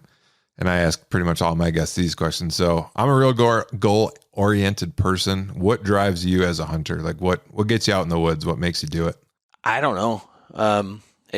For me, it's always been like part of our life. I mean, my grandfather was hunting in the UP, somewhat for subsistence, like back in the Depression or like back in the 40s or whenever. And it's just always been part of our lives. And he was a trophy hunter, hunted all over, the world, Africa, Canada, a lot out west. And it was all rifle hunting. And then once I got to like, hunt with a bow, it was cool. My family didn't necessarily bow hunt. I was in the Marines, and, once you're shooting iron sights at, 500 meters, and hitting targets, like shooting animals with a gun doesn't do anything for you. I mean, at 15 yards, I'm shooting, does with a 7 mag. It just isn't all that exciting. So like bow hunting is one of the things to me that's like the most challenging. You outlined, that, 150 plus deer snort wheezing and right at the base of your tree or whatever. And, he's not hanging on the wall. So in that instance, like everything can go 100% right. And you can be within bow range, within proximity, and, have it go wrong, and you can still feel like somewhat accomplished, but it keeps you coming back for more, and it seems counterintuitive, and especially for anyone who's like an anti-hunter or someone who hasn't killed a whole lot of deer, but to pass deer. So when you pass a deer, you've won ultimately. You say, well, I let you go. But at the same time, you didn't, because they could have seen you draw. You could have made a bad shot. Like you could have hit a branch. Like all of those things, like everything can go absolutely right and be absolutely wrong at the same time. And I think that's probably what keeps me coming back. Yeah, that unknown. I think I always describe it as the casino effect, right? Like you never know what's going to happen when you pull that handle. Kind of the same thing when you're sitting in the tree stand with the bow or ground hunting or whatever. Like you said, you think you know what might happen, but you never really know. No, that's a great insight to why you hunt, and I think it's important for people to think about that. What you talked about it earlier on too. What are you getting out of it? What do you want to get out of it? Because you have a lot better experience, I think, when you got some end in mind, whatever that is. And that's different for all sorts of people. And I always say, hey, as long as it's legal, you do whatever you want, right? And just have fun. It's your tag. Don't worry about anybody else, whatever they're doing. Just have fun. And then I lied. 2 more questions. So second to last question here. What are your goals for this season? I know your season's just around the corner in Michigan. Are you hunting out of state anywhere? And if you're not, what are your goals for Michigan? And if you are, what are your goals for out of state? Yeah, my season's all twisted up this year. I'm going to Colorado, so it's completely against everything that I believe in to some degree. Um, but I'm going to hunt with my father at a spike camp for elk for the rifle opener. So I'm bringing my bow. I mean, I want to shoot an elk with my bow, but I'm not like an outfitter guy. I've been out west twice elk hunting and been unsuccessful. Seen elk both times. First year, 2018, we were into elk. I had an opportunity for a shot, but it was too far, too many variables on, a 300 plus bull, I would say. I mean, I'm not an elk scorer, but I've seen them. Real good bull though. I mean, so when I would say it was a 6x6 because it had whale tails, and when his head was up, bugling, his whale tails were touching like his hindquarters. So that's a good one. I mean, like, yeah, and that was at 60 yards, 62 yards. Oh man. And I was basically standing on matchsticks. My partner was calling and all this stuff, and it's public land, Idaho. And I didn't feel comfortable from that position making that shot, and to add to it, like there was like maybe like a 1 to 2 foot window that I had to shoot through that was about 30 yards in front of me. So like you talked about that rainbow effect, like I have a fairly flat shooting setup, but at the same time, like I don't know where that arrow was going to go, to fall right between there, halfway between me and the elk. So I just didn't feel comfortable making the shot. But yeah, so going out there, doing a spike camp, but hunting with my father, which I've not done out west. And he hunted out there with, his dad, not the same camp and all that stuff, but, and it's a spike camp. So I feel a little bit better. Like it's a little bit more of like me and just going out there. So, but that's like October 16th is when that season starts. So I'm leaving here like the 14th. So it's going to be real weird to hunt whitetails and then go hunt elk and then come back to hunt whitetails, like kind of like in the prime. So like goals are, and like I always say I want to kill something early, just to be on some deer, just to be out, be in the right spot at the right time to like, I think that for me that's validation. So saying, okay, I've done my homework. I put myself in a position, to kill a deer that I want to kill, like in the first week first couple sits, for me makes it a validation of me being in the right spot at the right time and being able to put all the pieces together. Now that's not always true because it was the first or second sit that I killed the 100-inch deer in Michigan last year, and it felt very false because it wasn't like my spot. I just went to a spot where I knew there was deer. Yeah, we went in there and scouted. My father-in-law missed a deer in there opening day. His buddy tagged out on 2 bucks there opening day. Not the same tree, just the same area, but it just didn't feel like my thing. But you talk about like times a year, everything, like I've got that spot that I've been scouting, like in the rut, I know the dates that are going to be hot. So to go in there and even to be in the game, will validate it. Like I don't know exactly where to sit. It's going to be kind of like changing on the fly. And then last year, mid-November, I was at full draw on maybe Pope and young deer, probably 115, 120, 125, right in there. Last year during the rut, and I could have shot him at 30 yards. And just because of my setup wasn't great, he was the quintessential one more step and I'd have shot him, and he turned to walk straight away and, went and chasing does and stuff. But like I want to be back in there, at that time frame because I know what's happening in there.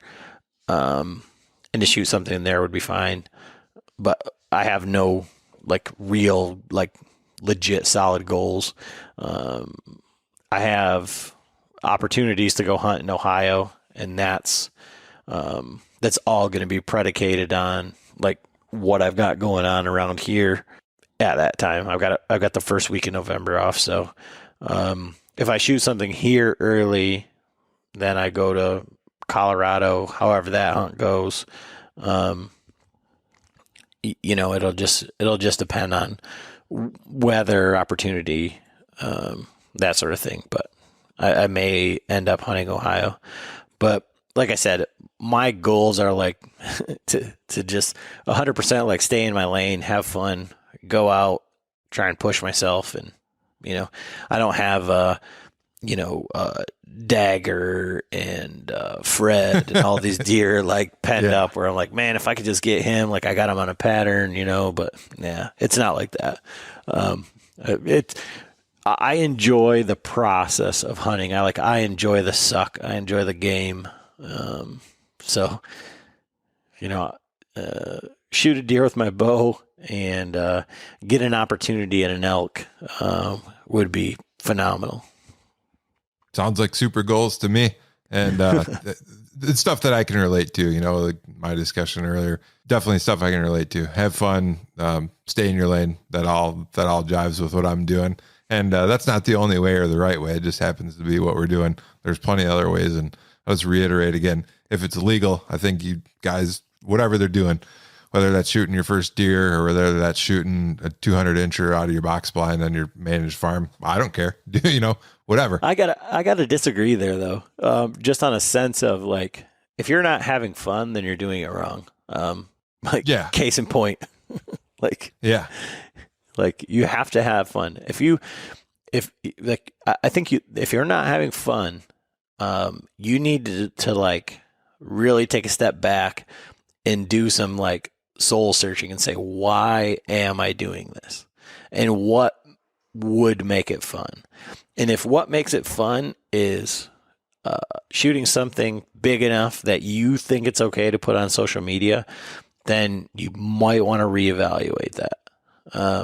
Because outside of that, I mean, yeah, like pouring your boots out and being stuck in the middle of nowhere and freezing your balls off, like all that stuff isn't all the time fun, but the process, I mean, that's what gives you perspective to go out and do it again and do it better. I think so. Like you need to figure out where your threshold for fun is, I guess. Yeah. And the highs aren't as high without the lows of the lows, I think. Right. Yeah. Okay. Well, last question here. Really enjoy your content, Bowhunter Chronicles podcast. Where can people find your podcast and what are your social media accounts?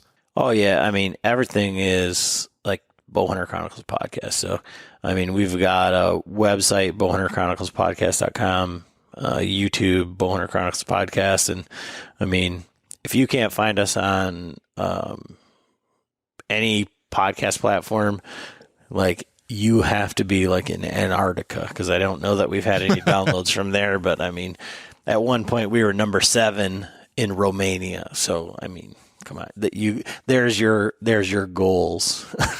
Yeah, right.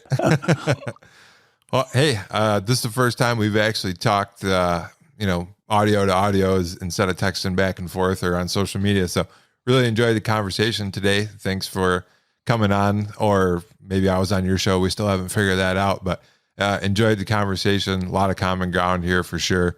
And I wish you nothing but the best this season. I'll be following along. Hope to see you with some deer and some elk on your adventures this fall. Yeah, for you, the same thing. Like, for you, where can people find your content? And I guess where would you push them? Like, where do you want people to find you? Or where do you think is like the best representative of like what you have to offer? So podcast, as of recently, it took me a while because I didn't have a podcast host for a while. I was only hosting on YouTube. So all the podcasts will be on YouTube. Now I'm hosting through Podbean, so you can go directly to Podbean, but I've also, through their service, I'm on all the directories now, I believe. If you can't find me on one, let me know. but I should be on Spotify and Apple, Amazon, Google, iHeartRadio, Stitcher, all that stuff now. And as far as I do have a website too, all the stuff is Going for Broke Outdoors with the number 4 instead of FOR. And the only reason I did that wasn't to be cool. It was someone already had a very small channel with the FOR, so I had to use the number 4. And I've never really explained the name before. I just like to use super aggressive tactics, and I usually end up like physically destroyed at the end of my hunts. So that's kind of where the name came from, was going all in, going for broke. And a lot of times, an out of state hunt, short stuff, whatever. That's kind of where the origins of the name are at.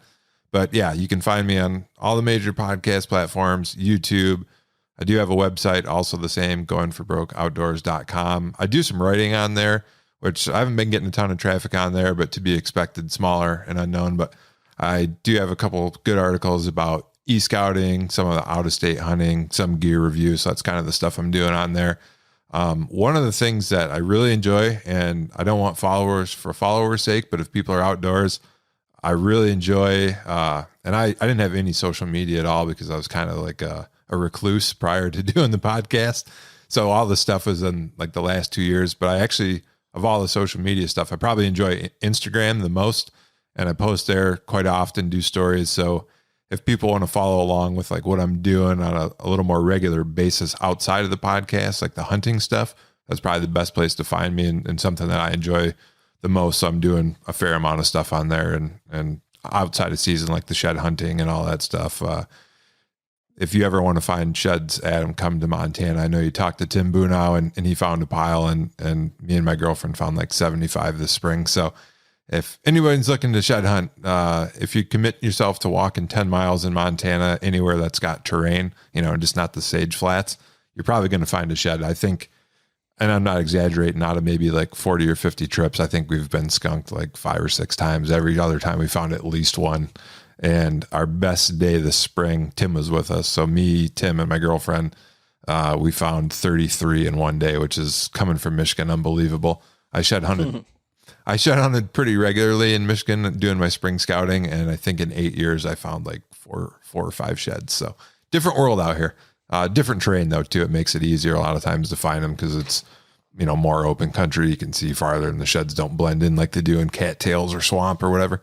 But that, getting off track, that's where you can find me on social media, and Instagram is something that I enjoy. But, website, podcasts, I probably do the least on Facebook. I do have a Facebook page, but hardly any followers, and I don't keep up on that too much.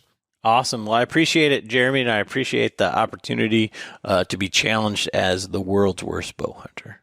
All right. Yeah. We'll catch up one day and settle this dispute for sure. Awesome.